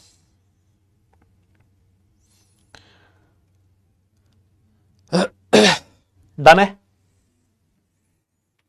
पक्का, ठीक है भाई, बहुत ही बढ़िया। तो ये inter halogen oxo acids of halogen का जो टॉपिक है। अब इसमें एक चीज देखो और देख लो, है ना, मैं एक चीज और आपको बताना चाहता हूं, थोड़ा सा नोमेनक्लेचर है ना, इनऑर्गेनिक केमिस्ट्री में थोड़े से नोमेनक्लेचर की मैं और बात कर लेता हूं, क्योंकि अब बात अगर इतनी दूर आई है तो थोड़ा और भी बात कर ही लेते हैं, है ना। थोड़ी इतनी दूर बात आई है तो सुनो, जैसे मान लो आप लोगों ने नाम सुना है HNO2 का। HNO2 का आप लोग क्या बोलते हो? नाइट्रस एसिड बोलते हो ना, नाइट्रस एसिड है। मान लो इसका आपने H+ हटा दिया तो क्या बना? इसका जो एनायन बना है, ऑक्सो एसिड का जो एनायन बना वो कौन सा बना? NO2-। इसको क्या बोलते हो सर? इसको नाइट्राइट आयन बोला जाता है। क्या बोला जाता है? Nitrite ion. आप लोगों ने इसका नाम सुना H2SO3, क्या बोलते हो इसको? This is called as sulphurous acid. अगर इसमें से आप H+ हटा देते हो तो इसको क्या बोला जाता है? सल्फ्यूराइट आयन बोला जाता है। क्या क्या क्या आप लोगों ने ऐसा सुना है क्या? ऐसा पढ़ा है क्या? यस, अरे बोलो तो सही।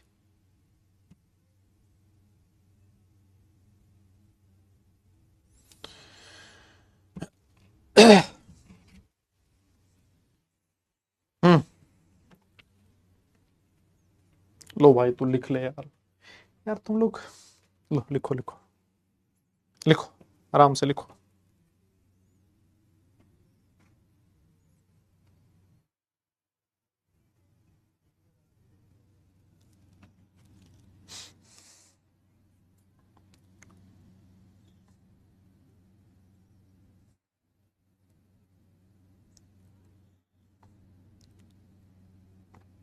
हो गया, आगे चलें।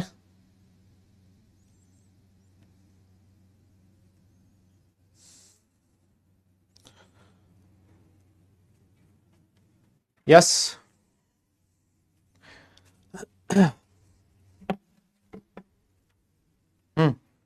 और क्या लिखना था? ये भी लिखना था। ये बेटा लिखने की जरूरत नहीं है, यहां लिखा हुआ है ये, इसमें अगर आपने लिख लिया तो ये और ये एक ही चीज है बेटा, ये एक ही चीज है। और ये तो मैंने शायद लिखने को बोला ही था कल, ये लिखने की जरूरत नहीं है महाराज, ये एक ही चीज लिखनी थी। और मुझे ऐसा लगा कि भाई इतना सब कुछ मैं लिख रहा हूं तो तुम क्या शक्ल देख रहे हो क्या भाई एक दूसरे की? जब मैं ये स्ट्रक्चर्स बना रहा था, जब मैं समझा रहा था, तो क्या कर रहे थे? हैं? क्या यार तुम लोग क्या कर रहे हो पता नहीं। हाँ आओ, तो मैं आपको बता रहा था कि HNO2 है, इसका आपने H प्लस हटाया, NO2 माइनस, HSO3 मत लिखो, इसका पूरा H प्लस हटाओ, है ना, पूरा H प्लस हटाओ। H2SO3 का दोनों H प्लस हटा दिया तो क्या बन गया सर? SO3 2 माइनस बन गया ना। इस वाले आयन की बात करते हैं चलो। सर इसका नाम क्या है सर? ये तो मतलब सल्फाइड पढ़ा है सर हमने, सल्फाइड आयन पढ़ा है सर, बिल्कुल सही बात है। मैं आपको एक चीज बता देना चाहता हूं, कि मैं आपको एक चीज बता देना चाहता हूं कि जब आप लोग किसी भी एक ऐसा एसिड जिसके नाम के लास्ट में अस आता हो, जिसके नाम के लास्ट में अस आता हो, अगर मान लो उसका आपने H प्लस हटा दिए, उसके H प्लस आपने बाहर निकाल दिए, तो उसका जो एनायन बनेगा उस एनायन के नाम के लास्ट में आइट आएगा। उसके नाम के लास्ट में क्या आएगा? आइट आएगा। यस, उसके नाम के लास्ट में क्या आएगा बेटा? आइट आएगा। जैसे नाइट्रस था तो नाइट्राइट, सल्फ्यूरस था तो सल्फाइट। यस, जैसे मान लो मैं आपके सामने लिख दूं, ये रहा HOCl, इसका नाम क्या है sir? This is hypochlorous acid. अभी आपको बोला दिस इज हाइपोक्लोरस एसिड। अगर मैं इसका H प्लस हटा देता हूं, H प्लस हटा दी, क्या बन गया? OCl minus. तो इसको मैं क्या नाम दूंगा sir? This is hypo chlorite ion. ये क्या है सर? हाइपोक्लोराइट आयन है सर। अगर मान लीजिए ऐसा लिखा है आपके सामने HClO2, या HClO2 लिख दो चलो, HClO2, तो इसका नाम क्या था? अभी हमने बोला सर ये है chlorous acid, this is chlorous acid. और अगर मान लो मैं इसका H प्लस हटा दूं तो क्या बन गया सर? ये this is chlorite ion. Chlorite ion. मेरे हिसाब से कहानी समझ में आई है आपको? यस, मेरे हिसाब से कहानी समझ में आई है।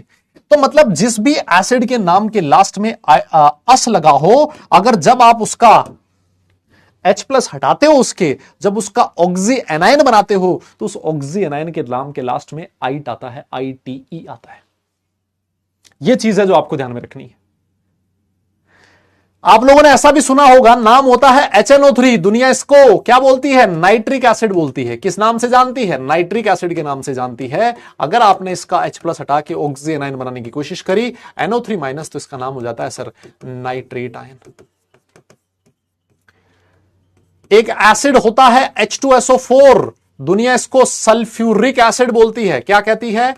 सल्फ्यूरिक एसिड कहती है। और अगर मान लीजिए आपने इसके H प्लस हटाने की कोशिश करी तो क्या बनेगा? SO4 2 माइनस बनेगा, and this is called as sulphate ion.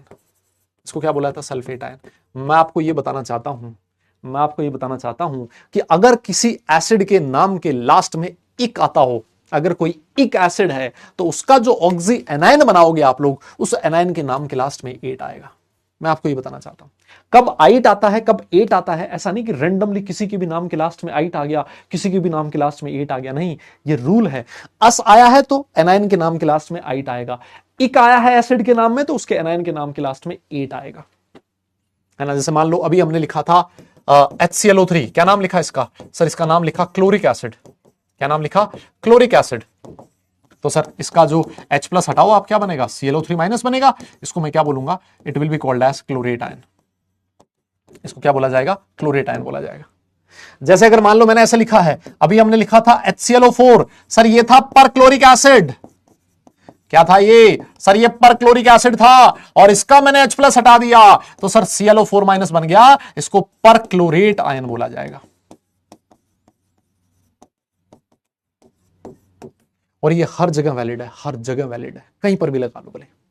मैं आपको बताना चाहता हूं, एक बार के लिए इतना नोट करो, फिर उसके बाद आगे चलते हैं ना।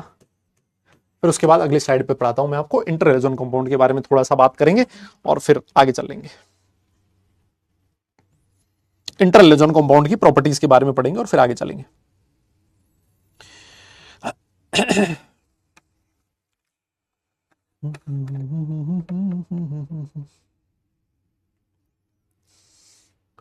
हाँ जी,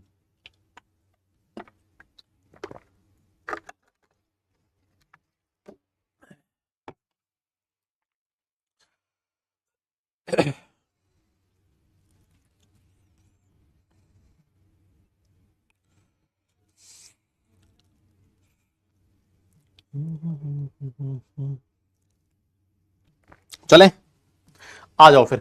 अभी हम लोगों ने बात करी थी इंटर हेलोजन कंपाउंड्स की, ना, कि इंटर हेलोजन कंपाउंड क्या होते हैं, कि सर जब दो हेलोजन आपस में कंबाइन होते हैं तो इंटर हेलोजन कंपाउंड का फॉर्मेशन होता है ना। और ये मैं चीज बता चुका हूं कि ये 4 तरह के इंटर हेलोजन कंपाउंड बनाते हैं, एक्स एक्स डैश, है ना, ये वाले।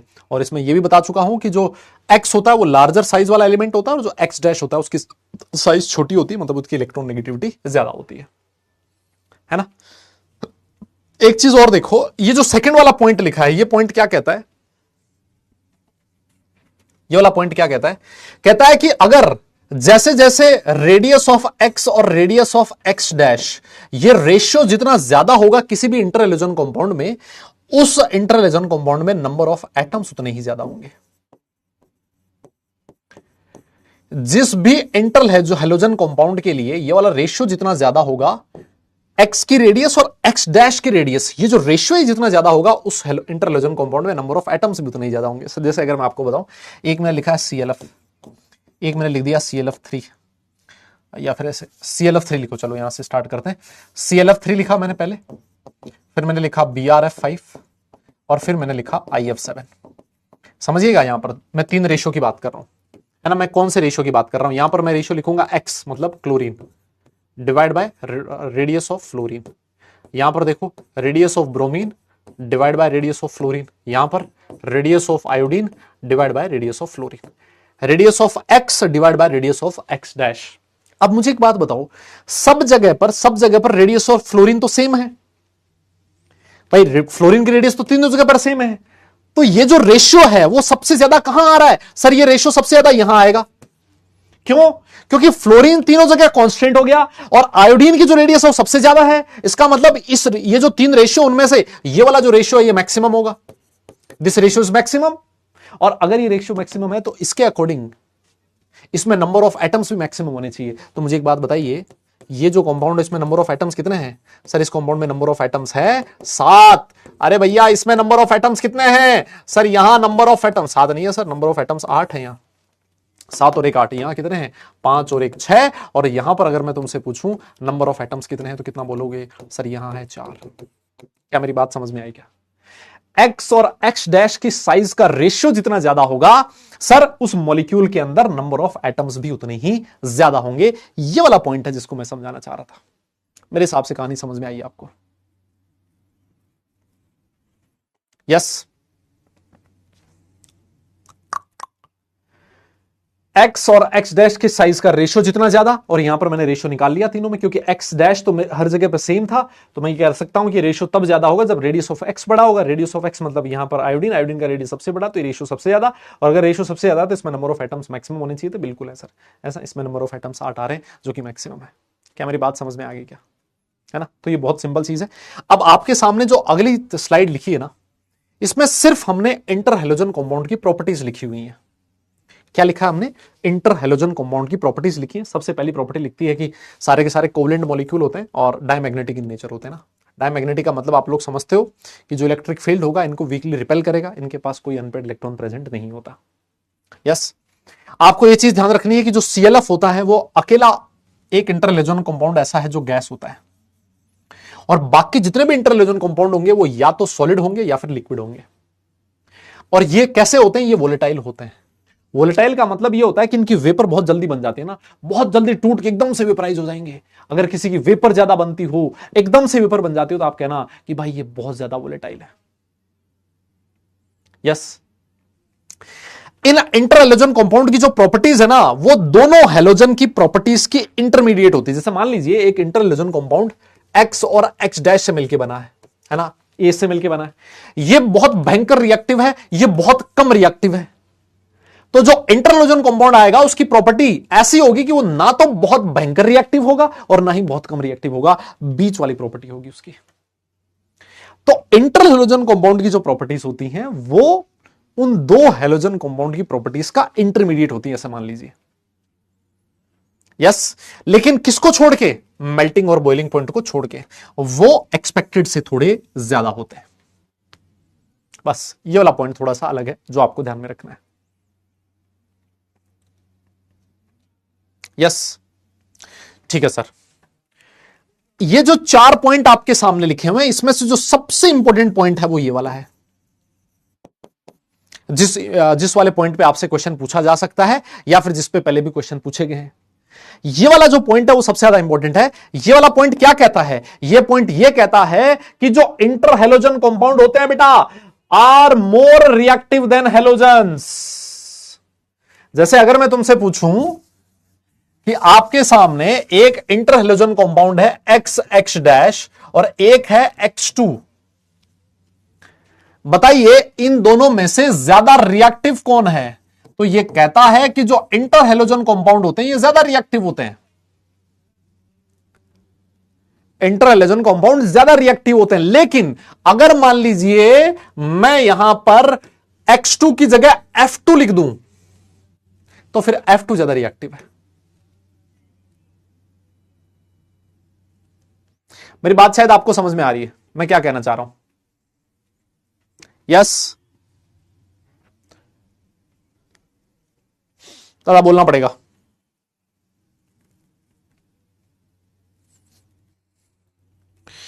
अरे मेरी बात समझ में आ रही है क्या?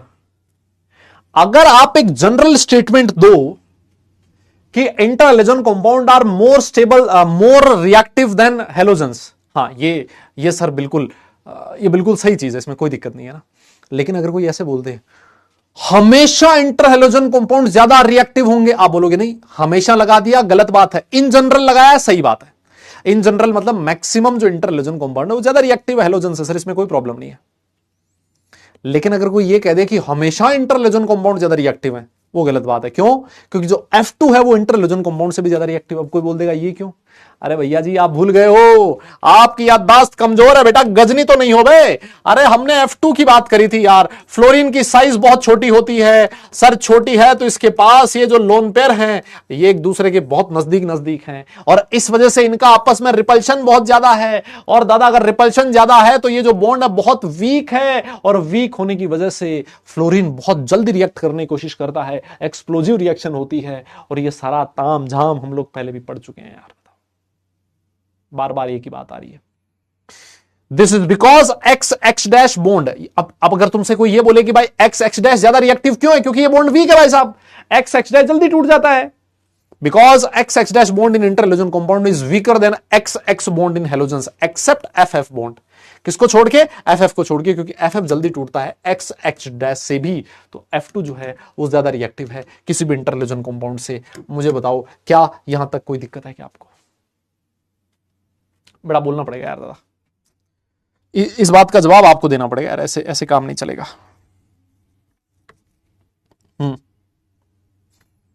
आपको जवाब देना पड़ेगा, पक्का क्या? बोलना पड़ेगा यार, डन है क्या? यस। लेट तो नहीं गए हो तुम लोग? अबे लेट तो नहीं गए हो क्या तुम लोग? हो ना, अभी अभी बने हुए हो ना तुम लोग? डूब तो नहीं गए हो क्लास में? ज्यादा डेप्थ में तो नहीं चले गए हो ना? बहुत ऐसा पॉइंट नहीं है जिसको आपने पहले पढ़ा नहीं है, है ना। हम लोग बॉन्ड डिसोसिएशन एनर्जी पढ़ते थे फ्लोरीन के लिए कि सर F2 की बॉन्ड डिसोसिएशन एनर्जी जितना एक्सपेक्टेड है उससे काफी कम होती है। अरे भैया कम होने का रीजन हम लोगों ने पढ़ लिया था, जब बॉन्ड आसानी से टूटेगा तभी तो रिएक्ट करेगा। तो फ्लोरीन जो है वो कहता है भैया सबसे पहले मैं जाऊंगा इंटर हेलोजन कंपाउंड से भी पहले मैं रिएक्ट करूंगा, रिएक्टिविटी उसकी ज्यादा है। यहां पर बात करोगे तो नॉर्मल एक जनरल स्टेटमेंट दे कि inter halogen compounds are more reactive, ठीक है। सारे के सारे inter halogen compound are more reactive than halogens नहीं, गलत बात है, हमेशा नहीं होगा, है ना। वो लफड़ा है भाई, ध्यान रखना इस बात का, ठीक है सर। इसके बाद जो अगली प्रॉपर्टी लिखी है, जो अगली प्रॉपर्टी लिखी है मैं आपको बता रहा हूं, जो अगली प्रॉपर्टी लिखी है ना भाई वो भयंकर इंपॉर्टेंट है। इंपॉर्टेंट नहीं बोलूंगा मैं उसको, मैं उसको इंपॉर्टेंट बोल के उसकी तौहीन नहीं करना चाहता। ये वाला जो पॉइंट है ये वेरी इंपॉर्टेंट है। ये किस तरह का है? ये वेरी इंपॉर्टेंट टॉपिक है ना। ये वेरी इंपॉर्टेंट टॉपिक है बेटा। सर ये कहना क्या चाहता है, ये वाला पॉइंट क्या कहना चाहता है, इसको समझ लीजिए और इसको समझते ही हमारा जो ग्रुप 17 एलिमेंट है निबट जाएगा। 18 के बारे में बात करेंगे। यस, हाँ 18 के बारे में बात करेंगे। कह रहा सर आपकी एक्स का नंबर दे दो।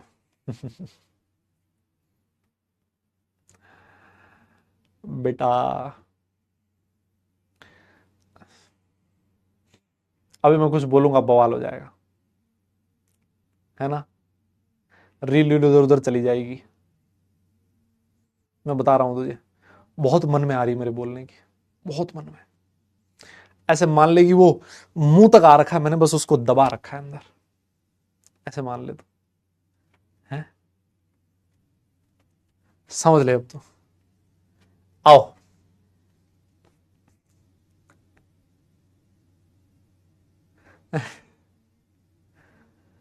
आओ आओ, देखिए क्या कहता है। ये रिएक्शन है हाइड्रोलिसिस की, इंटर हेलोजन कंपाउंड के हाइड्रोलिसिस की रिएक्शन, बहुत इंपॉर्टेंट रिएक्शन, बहुत जबरदस्त रिएक्शन है।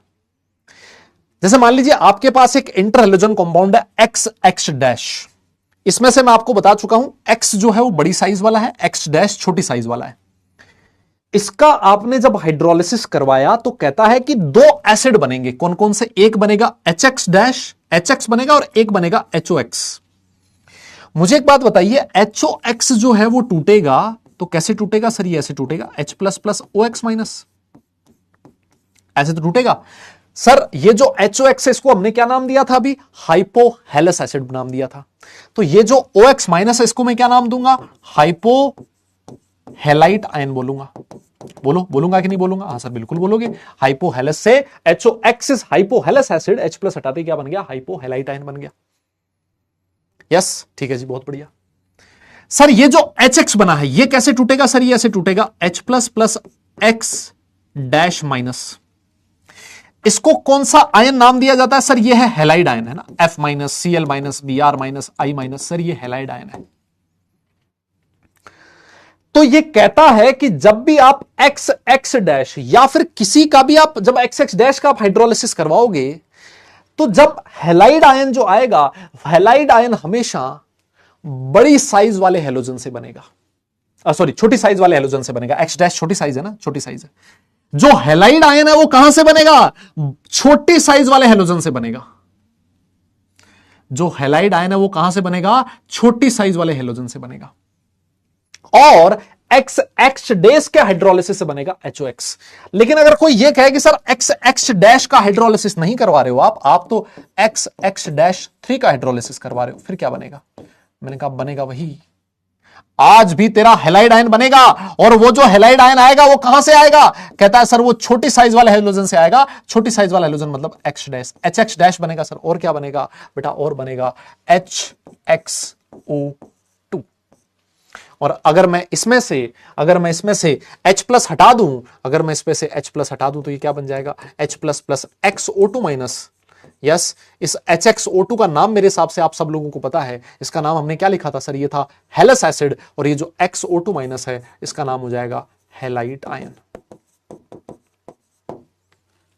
जो हेलाइट आयन बना है, हेलाइट आयन में जो हेलोजन है वो कहां से आ रहा है सर? हेलाइट आयन वाला हेलोजन जो है वो बड़ी साइज वाले हेलोजन से आ रहा है। हेलाइड आयन वाले में, हेलाइड में जो हेलोजन है वो छोटी साइज वाले हेलोजन से आ रहा है। इसका अगर मैं आपको एक एग्जांपल दूं, है ना, एक एग्जांपल समझना, उससे एक सारी कहानी क्लियर हो जाएगी। जैसे मान लीजिए मैं आपसे कहूं कि ClF3 है ना, ClF3 का हाइड्रोलिसिस करवाओ, है ना, मैं आपसे कहूं ClF3 का हाइड्रोलिसिस करवाओ। आप बोलोगे सर एक तो बनेगा HX और दूसरा बनेगा HXO2। अब HX में जो X आएगा वो कहां से आएगा? छोटी साइज वाले हेलोजन से आएगा। क्लोरीन और फ्लोरीन में से छोटी साइज वाला हेलोजन फ्लोरीन है, इसका मतलब HF बनेगा। और HXO2 में जो हेलोजन आएगा वो बड़ी साइज वाला हेलोजन होगा। बड़ी साइज वाला हेलोजन मतलब Cl आएगा सर, ये बनेगा सर HClO2। मेरे हिसाब से अब तो कहानी क्लियर हुई होगी आपको, दादा बोलना पड़ेगा। क्या समझ में आया क्या? ए मुन्ना जी,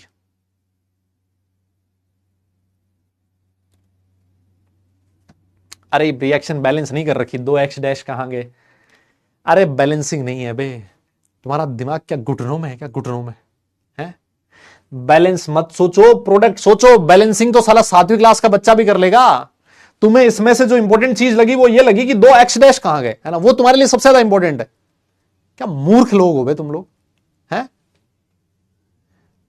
अरे वो इंपॉर्टेंट नहीं है मेरे भाई, इंपॉर्टेंट ये है कि प्रोडक्ट क्या बना। बैलेंसिंग तो कोई भी कर लेगा, 7वीं क्लास का बच्चे से भी करवा दूंगा मैं बैलेंसिंग। बता।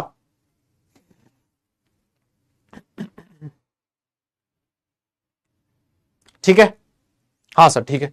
लेकिन सर अगर मान लो एक्स एक्स डैश 5 है सर, इसका हाइड्रोलिसिस हुआ तो मैंने कहा जो छोटी साइज वाला हेलोजन है ना उससे तू HX बना दे। और जो बड़ी साइज वाला हेलोजन है, सर बड़ी साइज वाला हेलोजन कौन है? HX। सर इससे क्या बना दे? HXO3 बना दे। और जब ये टूटेगा तो क्या बनाएगा? H plus plus XO3 minus बनाएगा। और XO3 माइनस का नाम क्या है? Sir this is called as halide ion. इसको मैं क्या बोलूंगा? हैलाइड बोलूंगा। अगर इसका आप वो करवा दो, जैसे मान लो मैं एग्जांपल दे दूं, BrF5 है, मैंने आपसे कहा इसका हाइड्रोलिसिस करवा, तो बोलेगा सर जो छोटी साइज वाला हेलोजन है उसको तो कन्वर्ट कर दो आप हैलाइड आयन में, और जो बड़ी साइज वाला हेलोजन है उसको आप कन्वर्ट कर दो इसमें HbRO3। लो सर निपट गया मामला। देख पा रहे हो आप लोग? अरे कुछ कुछ रिलेट कर पा रहे हो क्या कैसे प्रोडक्ट बन रहा है? हाँ भाई, अरे कुछ कुछ रिलेट हो पा रहा है क्या? जैसे मान लो ऐसे लिख दूं मैं XX-7, इसका हाइड्रोलिसिस करवाना है। सर छोटी साइज वाले को हमेशा हैलाइड में भेज दो। लो साहब, छोटी साइज मतलब X-, उससे हैलाइड बना दिया, और बाकी क्या बनेगा? HXO4- बनेगा सर। और सर इसमें से ये जो H प्लस प्लस XO4- है, XO4- को दुनिया पार, हैलाइट नहीं, हेलेट, हेलेट, हाँ हेलेट होगा, हेलेट होगा सर। हेलाइट कहां से लिख दिया? हेलाइट तो पिछली बार लिख दिया था सर। ये हेलेट आयन है, और ये क्या है सर? पर हेलेट आयन है। पता बोलना पड़ेगा यार। अरे कुछ कुछ समझ में आ रहा है कि कहानी ऊपर से जा रही है। IF7 है मान लो, हाइड्रोलिसिस करवाने जा रहा हूं, HF तो बन गया और HiO4 बन जाएगा। बताओ यार, नहीं बताओ बताओ बताओ, बोलना पड़ेगा।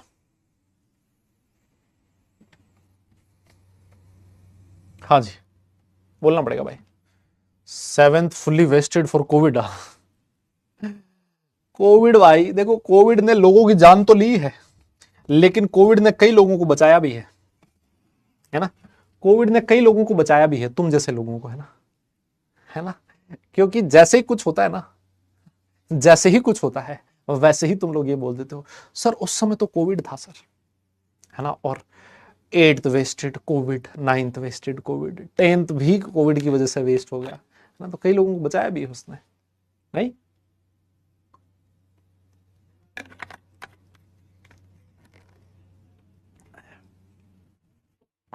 तो देखो मोटी मोटी बात यह है, अगर मैं इसको समराइज करूं ना, अगर मैं इसको समराइज करूं तो मोटी मोटी बात यह है कि जब भी आप किसी भी इंटर हैलोजन कंपाउंड का आप हाइड्रोलिसिस करवाओगे तो जो हैलाइड आयन आएगा ना, वो हमेशा छोटी साइज वाले हेलोजन से आएगा। चाहे कहीं पर भी देख लो, छोटी साइज वाले हेलोजन से हैलाइड आयन बनेगा।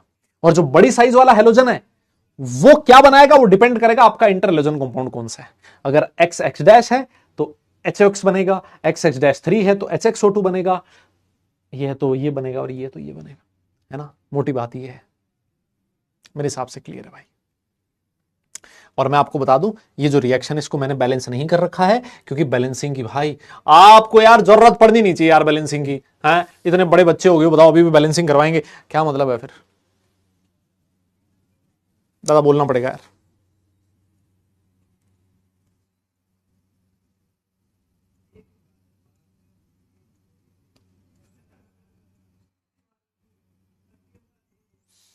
यस, क्या हम लोग आगे चल सकते हैं?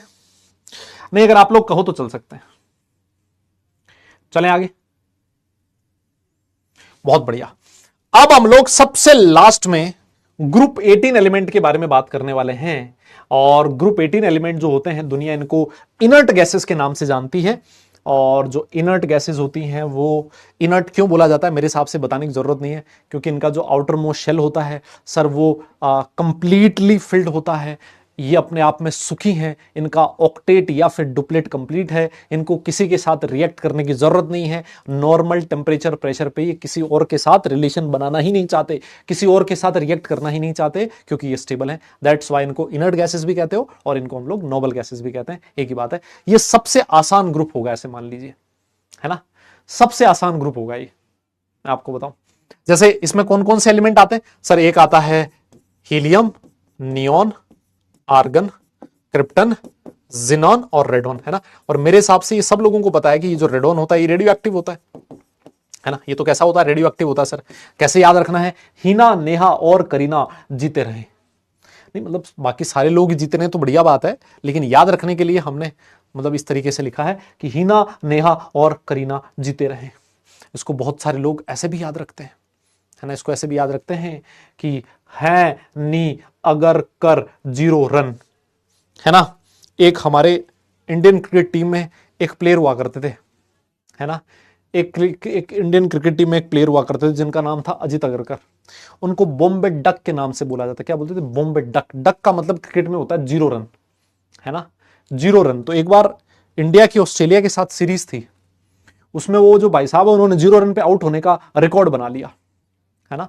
जो अजित अगरकर थे उन्होंने 0 रन पे आउट होने का रिकॉर्ड बना लिया, तो उनका नाम वहां से निकाल दिया बॉम्बे डक। क्यों? क्योंकि वो बॉम्बे से बिलोंग करते थे, है ना। ऐसा नहीं कि वो कुछ और, मतलब वो बॉम्बे से बिलोंग करते तो 0-0 पे आउट होते थे, दैट्स व्हाई उनका नाम निकाल दिया बॉम्बे डक, है ना। और उनका नाम क्या था? अजित अगरकर। तो है नी अगर कर 0 रन। और इस देश की विडंबना देखिए, वो जो अजित अगरकर हैं आज इंडियन क्रिकेट टीम के चीफ सेलेक्टर हैं, शायद, जहां तक मैं गलत नहीं हूं। वो आज सेलेक्टर हैं, वो चूज कर रहे हैं कि रोहित शर्मा नहीं खेलना चाहिए, विराट कोहली को बाहर भेजना चाहिए, ये उनकी उम्र ऐसी हो गई है, इनकी उम्र ऐसी हो गई है। जय हो प्रभु, महान है आप। अंधेर नगरी चौपट राजा। आइए आगे चलते हैं। सर अगर मैं इनके इलेक्ट्रॉनिक कॉन्फ़िगरेशन की बात करूं, देखो ये लिखता है कि ऑल दीज आर गैसेज, है ना, सारे के सारे गैसेज हैं, है ना, सारे के सारे क्या हैं? गैसेज हैं सर। और फिर उसके बाद they form very few compounds, बहुत कम कंपाउंड बनाते हैं। Because of this they are termed as noble gases, है ना, ये नोबल गैसेज इस वजह से इनको बोला गया। यस, हीलियम का इलेक्ट्रॉनिक कॉन्फ़िगरेशन 1s2 होता है। नियोन जो होता है सर ये 2s2 2p6 होता है ना। अगर आप इलेक्ट्रॉनिक कॉन्फ़िगरेशन देखोगे आउटर मोस्ट शेल का, तो ये 3s2 3p6 होगा। तो अगर मैं इन वाली गैसेस के इलेक्ट्रॉनिक कॉन्फ़िगरेशन की बात करूं तो ये होगा ns2 np6, और सिर्फ जो अकेला हीलियम है इसके लिए लिखा जाता है ns2। आप देखो इसका डुप्लेट कंप्लीट है और इनका ऑक्टेट कंप्लीट है, तो दोनों ही कंप्लीटली आउटर मोस्ट शेल जो है वो कंप्लीटली फिल्ड है और ये किसी के साथ रिएक्ट नहीं करते। मेरी बात शायद आप लोग समझ चुके हो। यस, अरे बोलो, मेरी बात समझ गए क्या? ना ये सर इसमें क्या समझा रहे हो सर? ये बहुत आसान चीज है। ये अक्रेंस के बारे में छोटी मोटी चीज याद रखना भाई। इनकी अक्रेंस पे क्वेश्चन पूछा जा सकता है, मैं बता रहा हूं। ओ मुन्ना, इनकी अक्रेंस पे क्वेश्चन पूछा जा सकता है। कहता है कि all the noble gases except radon occur in the atmosphere. सबसे पहला क्वेश्चन ये बन सकता है कि वो कौन सी नोबल गैस है जो कि एटमॉस्फेयर में एग्जिस्ट नहीं करती। सबसे पहले टिक मार के आओगे, कौन सी नोबल गैस है? रेडॉन है। कहता है कि इन देयर एटमॉस्फेरिक अबंडेंस जो है एयर में वो लगभग 1% के बराबर है, by which argon is the major constituent. अगला क्वेश्चन आपसे ये पूछा जा सकता है कि एटमॉस्फेयर के अंदर कौन सी नोबल गैस है जिसका अबंडेंस सबसे ज्यादा है। तो अगला आप रिवाइज करोगे, आप क्या नाम दोगे? उसका आर्गन नाम दोगे। ठीक है sir. The main commercial source of helium is natural gas. अगला क्वेश्चन यहां पर यह बनता है कि हीलियम का जो कमर्शियल सोर्स है, जो नोबल गैस हीलियम है, जो कि अलग अलग जगह आप लोग भरे हुए देखते हो, गुब्बारों फुब्बारों में कई जगह भरी होती है, वो है नेचुरल गैस, है ना। जो नेचुरल गैस है उसमें आपको हीलियम देखने को मिलेगा, वहां से उसको कमर्शियली बाहर निकाला जाता है। Xenon and radon are the rarest element of the group. ठीक है, इस पे कोई ऐसा क्वेश्चन नहीं पूछा जाएगा। ये वाला क्वेश्चन पूछा जा सकता है, फिजिकल केमिस्ट्री में भी पूछा जा सकता है कि जो रेडॉन है वो कैसे मिलेगा। सर रेडॉन मिलता है डिके प्रोडक्ट ऑफ, ये देखो 26 रेडियम, क्योंकि रेडियो एक्टिव है, रेडियो एक्टिव एलिमेंट है, तो कहीं से बना होगा। कहां से बना होगा सर? इसके डिके से बना होगा, है ना। इसके डिके से क्या बना? रेडॉन बना। सर मेरी बात समझे क्या? अबंडेंस का मतलब है नेचर में मिलना, है ना। हम ये कहते हैं ना कि ये चीज तो बड़ी अबंडेंट है, मतलब बड़ी आसानी से मिल जाती है, काफी सारा मिल जाता है ना। तो ज्यादा मिलता हो, है ना, जिसका परसेंटेज ज्यादा हो, दैट इज मोर अबंडेंट, है ना। उसको क्या बोला जाता है? मोर अबंडेंट बोला जाता है। यस, मेरी बात शायद समझ में आ गई आपको, है ना। ठीक है सर, ठीक है सर, बहुत बढ़िया। सर हम लोग इलेक्ट्रॉनिक प्रॉपर्टीज के बारे में बात करेंगे सर, और इलेक्ट्रॉनिक प्रॉपर्टीज में सबसे पहले इलेक्ट्रॉनिक कॉन्फ़िगरेशन के बारे में बात करेंगे सर। इलेक्ट्रॉनिक कॉन्फ़िगरेशन के बारे में बात करेंगे। मेरे हिसाब से इलेक्ट्रॉनिक कॉन्फ़िगरेशन बताने की जरूरत नहीं है। ns2 np6 accept helium. Helium को छोड़ के, हीलियम क्या होता है? ns2 होता है सर। बताओ ये अब इसमें ये यार, ये मैं बार बार बताऊंगा यार, कोई बोल ही नहीं रहा यार भाई। यार बोल दो यार। अरे डिके, डिके डिके क्या होता है ये मैं बताऊं। डिके का मतलब होता है टूटना। डिके, टूथ डिके, दांत टूटने लगते हैं ना, ऐसे दांत ऐसे टूटने लगते हैं ना, डिके होने लगता है। बताओ भाई। और ये लोग पढ़ के आए हैं केमिकल काइनेटिक्स, देख रहे हो तुम लोग, हे प्रभु क्या होगा तुम्हारा। NH2NP6, अब पूरा उसमें वो पढ़ाया जाता है, मतलब न्यूक्लियर केमिस्ट्री, पूरी न्यूक्लियर केमिस्ट्री के अंदर तुम लोग ये तो पढ़ते हो, अल्फा डीके और बीटा डीके, गामा डीके, फलाना डीके, ये डीके, वो डीके, है ना, रेडियो एक्टिव डीके, पूरी मतलब न्यूक्लियर केमिस्ट्री के अंदर वही चीज पढ़ रहे हो। तो मेरे से क्वेश्चन ही पूछ, सर व्हाट इज डीके। हाँ, अरे सर अगर इलेक्ट्रॉनिक कॉन्फ़िगरेशन NH2NP6 है, इसका मतलब सर वैलेंस इलेक्ट्रॉन कितने हैं sir? Sir valence electron sir 2 + 6 sir 8 है सर, है ना, 8 वैलेंस इलेक्ट्रॉन। जल्दी बताइए अगली प्रॉपर्टी जिसका नाम है आयनाइजेशन एंथैल्पी, बोलो सर। आयनाइजेशन एंथैल्पी जो है डिक्रीज करती है सर डाउन द ग्रुप जाने पर, कोई दिक्कत नहीं है, डिक्रीजेस डाउन द ग्रुप, मैं बता रहा हूं तुम्हें, आयनाइजेशन एंथैल्पी डिक्रीज कर रही है डाउन द ग्रुप जाने पर। Yes yes yes, helium, neon, argon, krypton, xenon और रेडन, विदाउट एनी एक्सेप्शन, निपटा दो। यस यस सर, ये आयनाइजेशन एंथैल्पी, आयनाइजेशन एंथैल्पी के बाद एटॉमिक रेडियस, अरे सर कोई दिक्कत नहीं है, डाउन द ग्रुप जाने पर इंक्रीज करेगी, कोई एक्सेप्शन नहीं। हीलियम, नियॉन, आर्गन, क्रिप्टन, जिनन और रेडॉन, लिख लो, खटाखट लिख दो बे, बाद में ये ना बोले सर लिखने का टाइम नहीं दे रहे हो, ये नहीं दे रहे हो, फटाफट लिख देना, ऑर्डर लिख लेना सीधा सीधा सा, है ना, इसमें कोई वो नहीं है। नहीं हुआ है न्यूक्लियर केमिस्ट्री, अच्छा तो हो सकता है बाद में हो, मतलब वो मेंस के सिलेबस में, ऐसा डायरेक्ट मेंस के सिलेबस में नहीं दिया हुआ है, ठीक है, वो जो भी है वो सर करवा देंगे आपको जैसे भी उनको लगेगा, है ना, फैजल सर ही तो हैं तो वो देख लेंगे।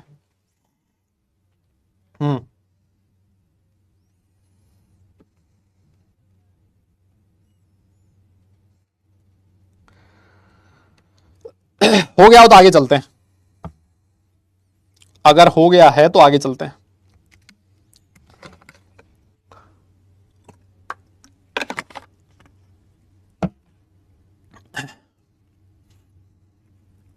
चले नेक्स्ट, इसके बाद जो अगली प्रॉपर्टी आती है बेटा उसका नाम है इलेक्ट्रॉन गेन एंथैल्पी।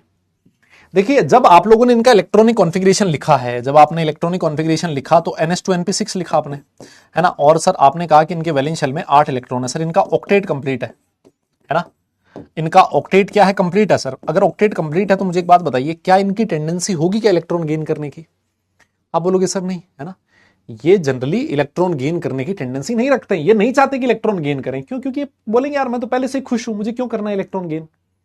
अच्छा, अगर ये इलेक्ट्रॉन गेन नहीं करना चाहते लेकिन आपको जबरदस्ती इलेक्ट्रॉन गेन करवाना है, और केमिस्ट्री में जब भी जबरदस्ती की जाती है तब हमेशा आपको एनर्जी दी जाती है, आपको एनर्जी देनी पड़ती है ना, और केमिस्ट्री में नहीं कहीं पर भी आप लोग दैनिक जीवन में भी देखोगे, अगर आपको जबरदस्ती करनी है, आप जैसे मान लो कोई ब्लॉक है उसको धक्का देना है, मतलब वो गिर रहा है, आपको उसको ऊपर की तरफ पुश करना है, तो आपको एनर्जी देनी पड़ेगी।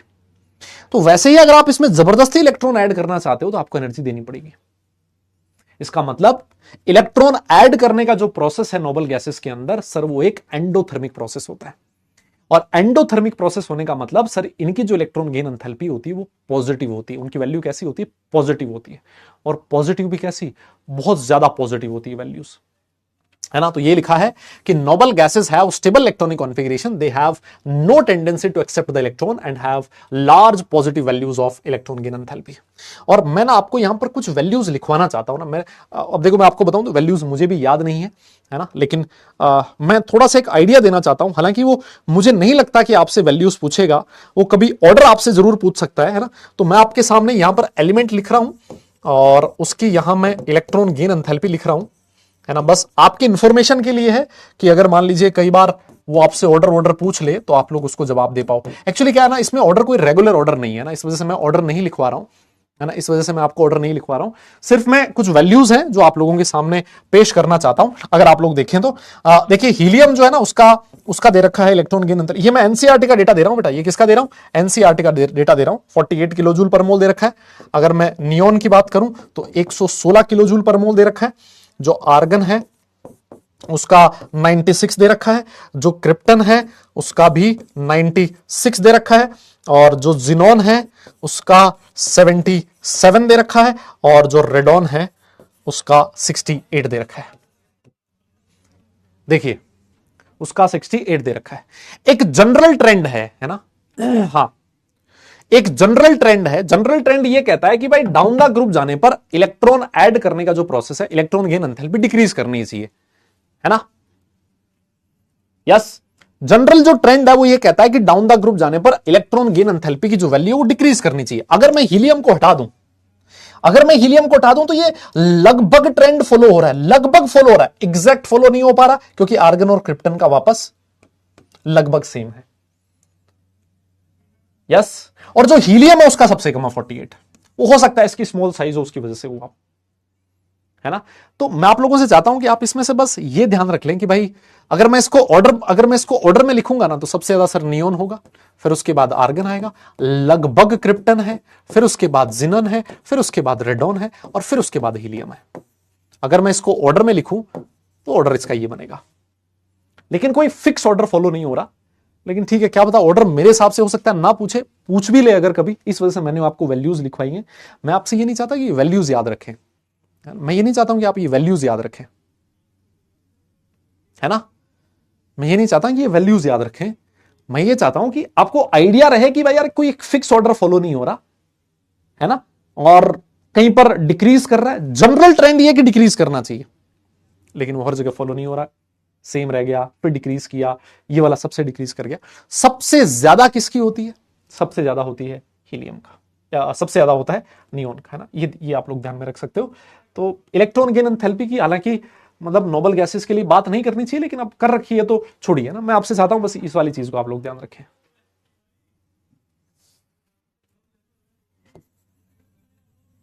आ जाओ, हम लोग फिजिकल प्रॉपर्टीज के बारे में बात करते हैं, है ना। फिजिकल प्रॉपर्टीज के बारे में बात करते, 1 मिनट रुकना बेटा ना, 1 मिनट रुकना।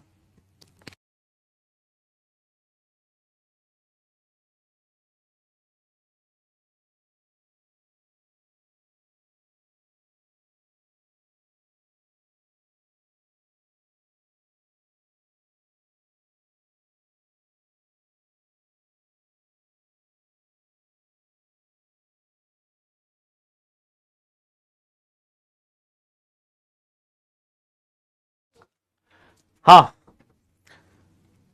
फिजिकल प्रॉपर्टीज की ये इलेक्ट्रॉनिक प्रॉपर्टी इतनी थी, है ना। इलेक्ट्रॉनिक प्रॉपर्टी इतनी थी बेटा, अब हमें पढ़ना है फिजिकल प्रॉपर्टीज, है ना।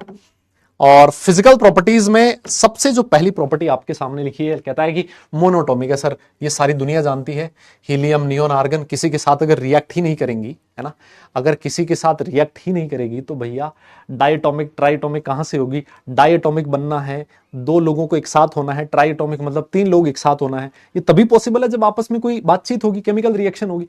जब किसी के साथ जुड़ना ही नहीं चाहते तो हमेशा सिंगल ही रहना पड़ेगा। ये सारे के सारे सिंगल हैं, निहायती सिंगल है, मैं बता रहा हूं। ये सारे के सारे मोनोटॉमिक होते हैं, कोई कलर नहीं होता, कोई ऑर्डर नहीं होती, कोई टेस्ट नहीं होता, है ना। सिंगल आदमी है बेचारा, है ना, समझ लो, कलरलेस होगा, है ना, ऑर्डरलेस होगा, टेस्टलेस होगा, सब कहानी, है ना। इसमें जो इंपॉर्टेंट चीज है वो ये वाला जो पॉइंट है ना बेटा, ये इंपॉर्टेंट है ना। ये वाला पॉइंट इंपॉर्टेंट है कि ये वाटर में स्पेरिंगली सॉल्युबल होती है ना, वाटर में काफी कम सॉल्युबल होती है। वो भी मैं रीजन बताऊंगा सॉल्युबल कम होने का क्या है। ये नॉन पोलर होती हैं, ऐसे कह सकता हूं ना। ऐसे मान लो कि नॉन पोलर जैसी बिहेव करती हैं, है ना, आरजे सर की तरह। मतलब आप ये कहना चाह रहे हो आरजे सर नोबल गैस है नोबल, मतलब अब ठीक है, उस पर तो मैं नोबल और इनर्ट पे तो कमेंट नहीं करूंगा, लेकिन हाँ वो है अभी मोनोटॉमिक, ऑफिशियली मोनोटॉमिक है, कानून की नजर में मोनोटॉमिक है। और बाकी 6.5, हाँ। तो ये आपके सामने सॉल्युबिलिटी का ऑर्डर लिखा है ना। हाँ, सॉल्युबिलिटी का सर, ये सॉल्युबिलिटी का ऑर्डर मैं ये बोल रहा था, स्पेरिंगली वाटर में कम सॉल्युबल क्यों होती है? क्योंकि सर ये पोलैरिटी नहीं है इनमें ना, पोलैरिटी नहीं है तो हम लोग ये बोलते हैं कि वाटर एक पोलर सॉल्वेंट है, और इनमें कोई पोलैरिटी है नहीं, है ना। तो पोलैरिटी नहीं है तो भैया पोलर सॉल्वेंट इनकी सॉल्युबिलिटी काफी कम होगी, है ना, काफी कम होगी। तो ठीक है, मतलब वाटर में इनकी सॉल्युबिलिटी काफी कम है, इस वजह से स्पेरिंगली सॉल्युबल। लेकिन सर ये सॉल्युबिलिटी का ऑर्डर ये कैसे आया, है ना, ये सॉल्युबिलिटी का ऑर्डर कैसे आया सर, है ना, इस बात पे संदेह है। कोई मुझे बता सकता है ये सॉल्युबिलिटी का ऑर्डर ऐसा आने का क्या रीजन है? कोई मुझे बता सकता है सॉल्युबिलिटी का ये जो रीजन है वो क्या है? एक चीज आप और समझो, है ना, अरे आप छोड़ दो, पढ़ाई कर लो। हाँ इधर पढ़ लो। इसमें एक चीज आप और समझो, जैसे मान लो आपके पास नोबल गैसेस है, नियोन है, नियोन के 2 एटम है, तो मुझे एक बात बताइए, क्या मैं ऐसे कह सकता हूं नियोन के जो 2 मॉलिक्यूल है उनके बीच कौन सा फोर्स ऑफ अट्रैक्शन है? सर ये लंदन फोर्स है, क्या मैं ऐसे कह सकता हूं? या फिर आप इसको डिस्पर्शन फोर्स भी कह सकते हो, बिल्कुल कह सकते हो सर, इसमें कोई बुराई नहीं है, ये बिल्कुल सही कह रहे हो आप। और इसके बगल में वाटर के 2 मॉलिक्यूल रखे हुए हैं, सर जो वाटर के 2 मॉलिक्यूल है इनके बीच कौन सा फोर्स ऑफ अट्रैक्शन है? आप बोलोगे सर हाइड्रोजन बॉन्ड है। मुझे एक बात बताइए, एक तरफ नियोन के 2 एटम है, खुश है, लंदन फोर्स, वाटर के 2 मॉलिक्यूल है, हाइड्रोजन बॉन्ड है। मुझे एक बात बताओ, अगर इस नियोन को इस पानी के साथ जुड़ना है, खुद सोच के देखो एक बार, अगर इस नियोन को इस पानी के साथ जुड़ना है तो भैया जी पहले नियोन को, या फिर इस पानी को, ऐसे मैं कह सकता हूं, पानी को अगर नियोन के पास जाना तो पानी को, इस पानी को छोड़ना पड़ेगा। मतलब 2 नाव में सवार नहीं हो सकते, आपको एक तरफ जाना पड़ेगा एक बार के लिए, है ना। तो अगर ये इस नियोन को वाटर के में डिसॉल्व होना है तो ये जो वाटर का मॉलिक्यूल है उसको नियोन के साथ इंटरेक्ट करना पड़ेगा, और इंटरेक्ट करने से एक नया फोर्स ऑफ अट्रैक्शन सेटअप होगा, और वो नया फोर्स ऑफ अट्रैक्शन कौन सा होगा? इसको मैं क्या कह सकता हूं? सर क्या इस नया जो फोर्स ऑफ अट्रैक्शन सेटअप हो रहा है, इस नए फोर्स ऑफ अट्रैक्शन को क्या नाम दूंगा मैं? सर मैं इसको नाम दूंगा, ये है सर डाइपोल, और ये है सर इंड्यूस डाइपोल, है ना। इसको क्या मैं डाइपोल, इंड्यूस डाइपोल कह सकता हूं क्या? अरे इनऑर्गेनिक केमिस्ट्री पढ़ के आए हो यार इतना तो। ये जो फोर्स ऑफ अट्रैक्शन होगा ये कौन सा होगा? Dipole, induce dipole. क्यों सर? देखिए डाइपोल तो है, ये पार्शियल पॉजिटिव और ये पार्शियल नेगेटिव है सर, लेकिन इसमें तो कोई डाइपोल है ही नहीं। अरे मैंने कहा इसका ये जो डाइपोल है इसमें डाइपोल इंड्यूस कर देगा, तो ये dipole induce dipole force of attraction है, ठीक है सर। लेकिन सर एक बात बताओ, ये जो नया फोर्स ऑफ अट्रैक्शन सेटअप हो रहा है ये तो वीक है, और हाइड्रोजन बॉन्ड जो है वो ज्यादा स्ट्रॉन्ग है। अब मुझे एक बात बताओ, ये जो पानी है बेवकूफ थोड़ी ना है कि स्ट्रॉन्ग बॉन्ड तोड़ के आएगा वीक बॉन्ड बनाने के लिए। सर बात तो आप एकदम सही कह रहे हो सर, यस सर, बात तो आप एकदम जबरदस्त कह रहे हो सर। यार इस पानी को अगर इस नियोन के साथ जाना है, कोई भी इंसान एक बॉन्ड तोड़ के दूसरी तरफ दूसरा बॉन्ड क्यों बनाता है?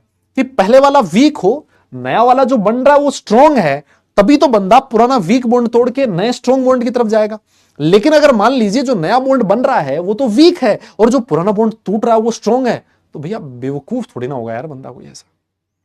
दैनिक जीवन में ऐसे बेवकूफ आदमी मिलते हैं, लेकिन ये केमिस्ट्री है भैया, ये साइंस है, यहां कोई बेवकूफी नहीं चलती। यहां पर जब ये वाला फोर्स ऑफ अट्रैक्शन, नया नया फोर्स ऑफ अट्रैक्शन बन रहा होगा, उस समय एनर्जी रिलीज हो रही होगी। जब इस बॉन्ड को तोड़ना है तो कुछ एनर्जी देनी पड़ेगी, लेकिन मैं आपको बताऊं यहां जो एनर्जी रिलीज हो रही है वो कम है, क्योंकि वीक बॉन्ड बन रहा है। यहां स्ट्रॉन्ग बॉन्ड टूट रहा है तो ज्यादा एनर्जी चाहिए, आपको एनर्जी देनी ज्यादा पड़ेगी, रिलीज कम हो रही है भैया। ये बॉन्ड बोलेगा मैं नहीं टूटूंगा, ये बॉन्ड तोड़ना पॉसिबल नहीं है।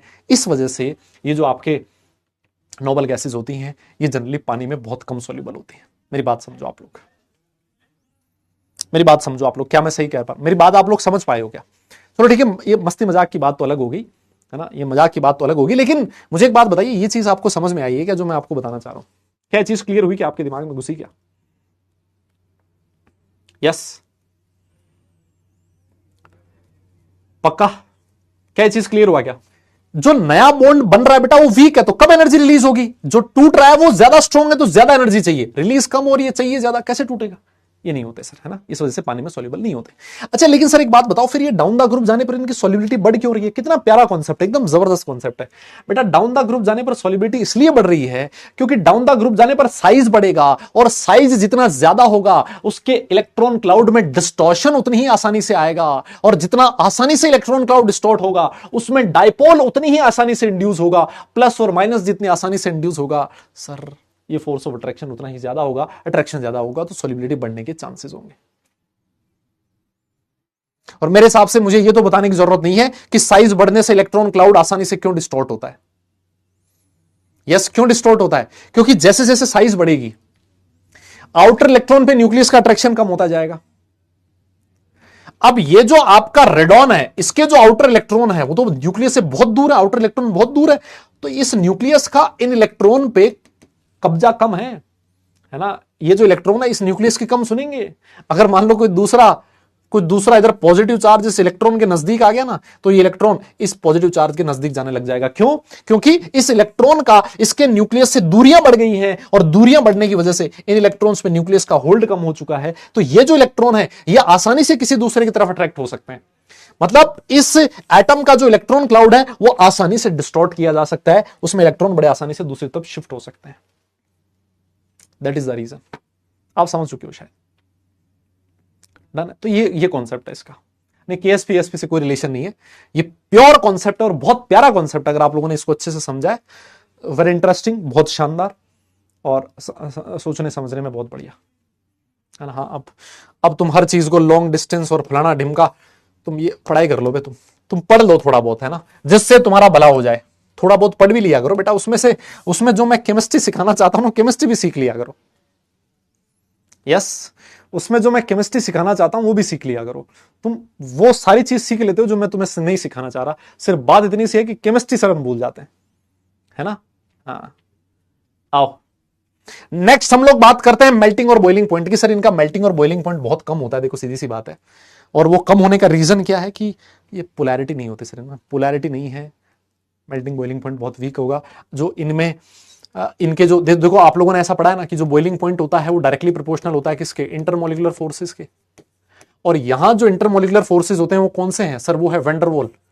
और भाई साहब वैंडरवॉल में भी कौन से इंटरमोलिकुलर फोर्सेस हैं? वो है लंडन फोर्स। अब आप सोचो, लंडन फोर्स जो होता है वो सबसे वीकेस्ट फोर्स ऑफ अट्रैक्शन होता है। तो क्योंकि ये जो नोबल गैसेज होती हैं इनके दो मॉलिक्यूल के बीच फोर्स ऑफ अट्रैक्शन सबसे वीकेस्ट है, और फोर्स ऑफ अट्रैक्शन सबसे वीक है, तो इनका बॉइलिंग पॉइंट मेल्टिंग पॉइंट सबसे कम होगा। लेकिन आप लोगों ने एक चीज और पढ़ी है कि ये जो वैंडरवॉल फोर्सेस होते हैं ये डायरेक्टली प्रोपोर्शनल होते हैं साइज के या फिर सरफेस एरिया के। तो जैसे जैसे आप डाउन द ग्रुप जाओगे, जैसे जैसे आप डाउन द ग्रुप जाओगे इनकी साइज बढ़ेगा। जब साइज बढ़ेगा तो वैंडरवॉल फोर्सेस स्ट्रांग होते जाएंगे, इंटरमोलिकुलर फोर्सेस स्ट्रांग होंगे, और अगर इंटरमोलिकुलर फोर्सेस स्ट्रांग होंगे तो बॉइलिंग पॉइंट ज्यादा होगा। इसको आप इस तरीके से रिलेट कर सकते हो। इस वजह से डाउन द ग्रुप जाने पर मेल्टिंग और बॉइलिंग पॉइंट जो है, देखो मेल्टिंग और बॉइलिंग पॉइंट जो डाउन द ग्रुप जाने पर इंक्रीज कर रहा है। अगर किसी का बॉइलिंग पॉइंट ज्यादा है तो ऑब्वियस सी बात है उसका वोलेटाइल नेचर कम होगा। वोलेटाइल नेचर का मतलब मैंने आपसे बोला था ना, अगर कोई ज्यादा वोलेटाइल है मतलब उसकी वेपर आसानी से बनती है ना, उसकी वेपर आसानी से बनती है। तो अगर हीलियम का बॉइलिंग पॉइंट सबसे कम है तो ऑब्वियस सी बात है एकदम से वेपराइज हो जाएगा। और जो आसानी से वेपराइज होता हो सर वो क्या होता है? ज्यादा वोलेटाइल होता है। तो वोलेटाइलिटी का जो ऑर्डर होता है वो बॉइलिंग पॉइंट के ऑर्डर का जस्ट ऑपोजिट होता है ना। तो सर ये रहा, वोलेटाइलिटी का जो ऑर्डर होगा वो बॉइलिंग पॉइंट के जस्ट ऑपोजिट होगा। क्या मेरी बात समझ रहे हो? यस, बहुत बढ़िया सर। फिर उसके बाद इसने एक और लिखा है, कौन आसानी से लिक्विफाई होगा? Ease of liquefaction. देखिए अगर मान लो मुझे लिक्विफाई करना है, लिक्विफाई करने का मतलब मुझे गैस को कन्वर्ट करना है किसमें? लिक्विड में। यार गैस के जो पार्टिकल्स होते हैं उनके बीच फोर्स ऑफ अट्रैक्शन कम होता है, और लिक्विड के पार्टिकल्स के बीच फोर्स ऑफ अट्रैक्शन ज्यादा होता है। क्या मैं ऐसे कह सकता हूं? मतलब मुझे फोर्स ऑफ अट्रैक्शन को बढ़ाना है।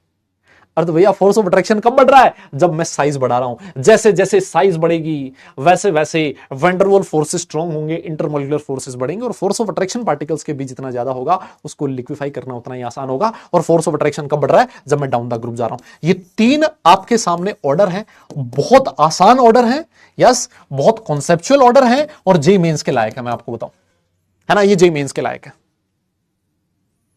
यस, कोई बोल ही नहीं रहा यार, ज्यादा बोलना पड़ेगा। डेंसिटी का ऑर्डर जनरली हम लोग यही बोलते हैं, डाउन द ग्रुप जाने पर डेंसिटी बढ़ती है। यहां पर भी कोई एक्सेप्शन नहीं है, हर ग्रुप में ऐसा ही हो रहा था। 15, 16, 17 सब में density down the group increase कर रही थी।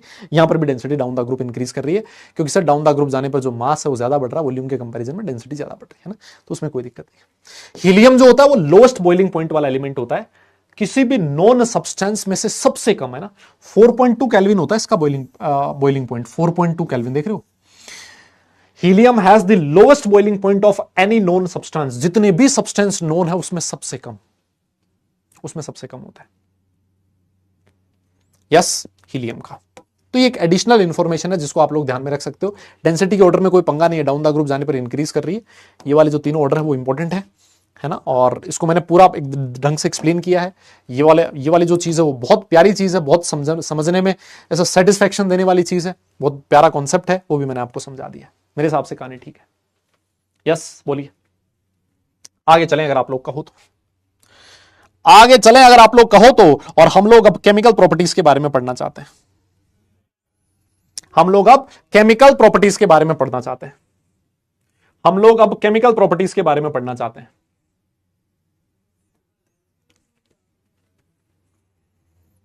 यस, केमिकल प्रॉपर्टीज में कुछ नहीं बचा। अगर आप लोग कहो तो भाई देखो, एक स्लाइड ये है, मैं आपको बता दूं, देखो गिनती की कितनी स्लाइड पड़ी है।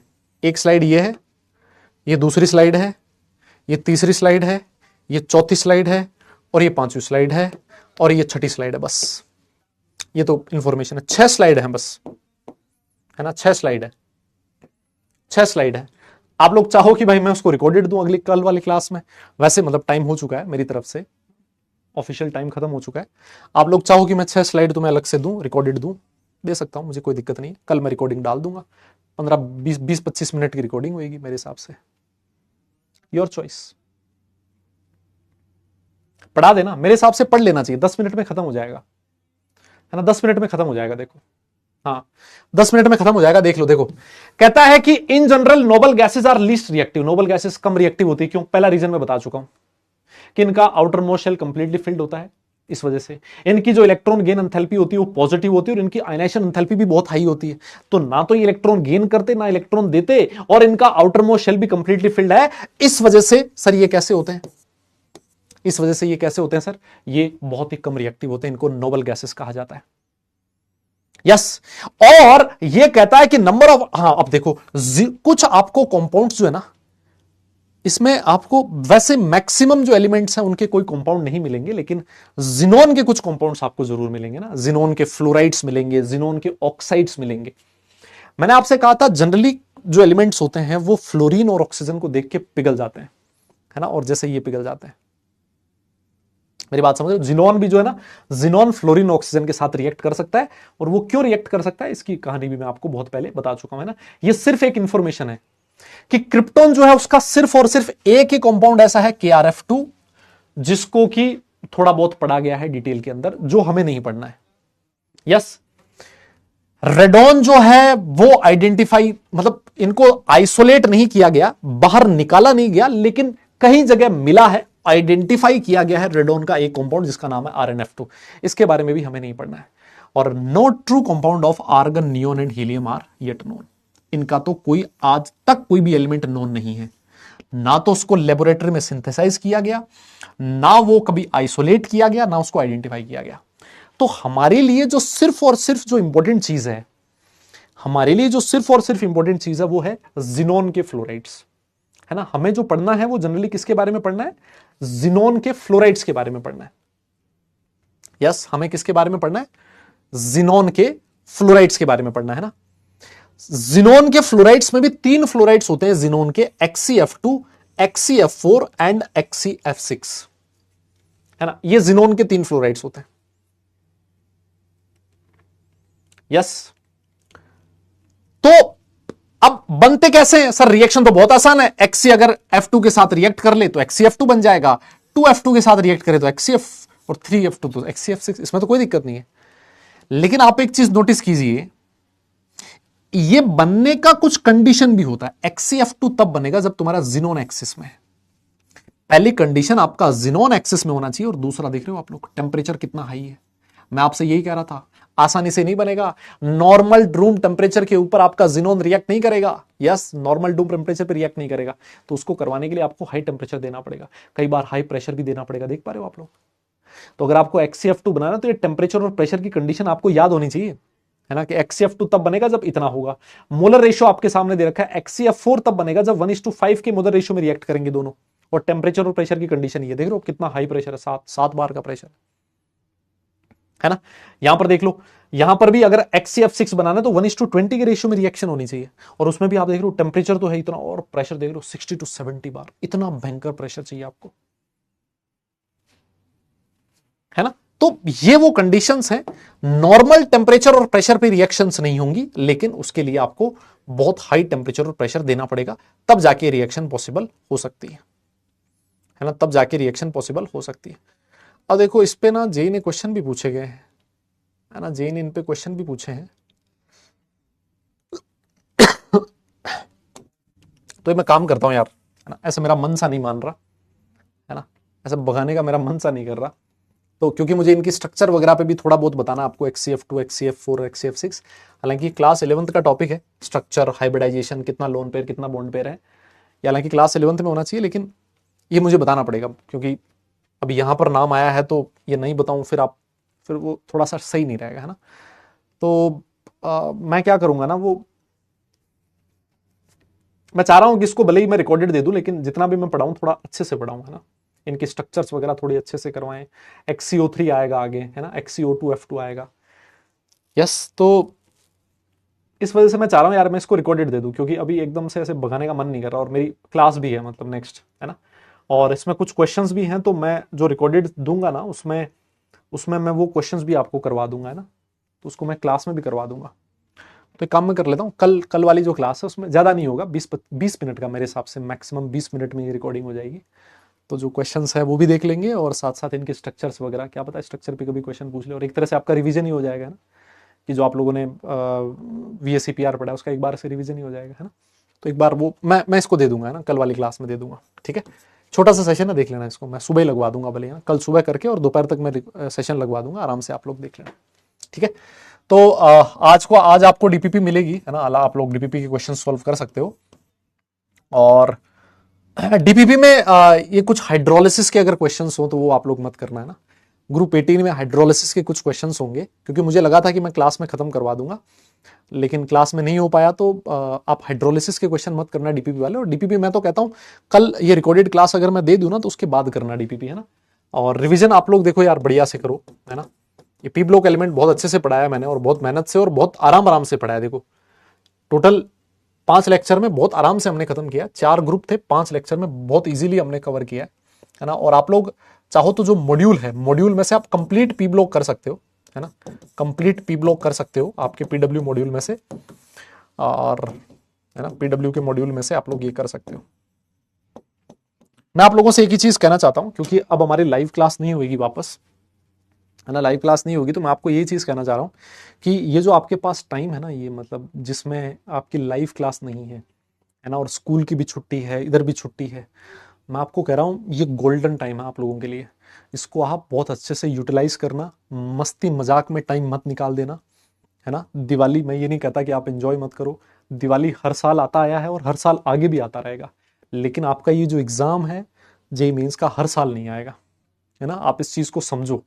तो आप किस कीमत के ऊपर और कितना एंजॉयमेंट कर रहे हो वो आपके दिमाग में हमेशा होना चाहिए।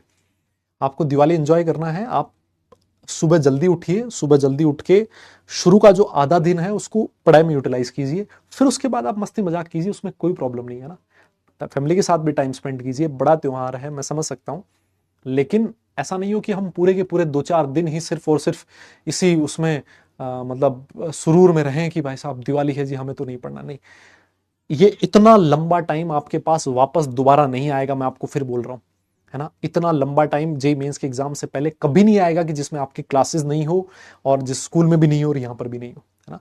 इस टाइम को बहुत वाइजली आप लोग, मैं आपसे कहता हूँ इसको यूटिलाइज कीजिए, क्योंकि यहाँ पर भी आपकी लंबी छुट्टियां होने वाली, 9 दिन की छुट्टियां हैं पीडब्ल्यू की तरफ से, है ना। और 9 दिन की छुट्टी बहुत बड़ी छुट्टियां होती हैं। मुझे नहीं पता कि कितना आपको एक्स्ट्रा सेशन मिलेंगे, मुझे नहीं पता, लेकिन एक्स्ट्रा सेशन मिलेगा भी तब भी आप उसको बड़े आराम से कवर कर सकते हो, क्योंकि आपके पास टाइम है, पूरे दिन भर स्कूल नहीं जाना, सिर्फ और सिर्फ ये वाली चीज आपको अच्छे से करनी है ना, सिर्फ जो क्लास में दिया जा रहा है। कोई अगर आपका पुराना बैकलॉग है उसको उठा के सॉल्व कीजिए, है ना, वाइजली।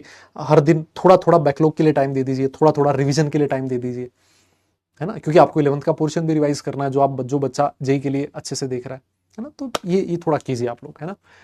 यस, टाइम को मतलब अच्छे से यूटिलाइज करें, एकदम से वेस्ट ना करें। ऑलराइट, चलो बस आज के लिए मैं खत्म करता हूं। नेक्स्ट सेशन में आपसे वापस मुलाकात होगी। सारे लोग अपना ख्याल रखें, खुश रहें, हंसते मुस्कुराते रहें, और पढ़ाई जरूर करते रहें, क्योंकि बेटा काम पढ़ने से चलेगा, सिर्फ मुस्कुराने से नहीं। नेक्स्ट क्लास तक के लिए tata bye bye, love you all.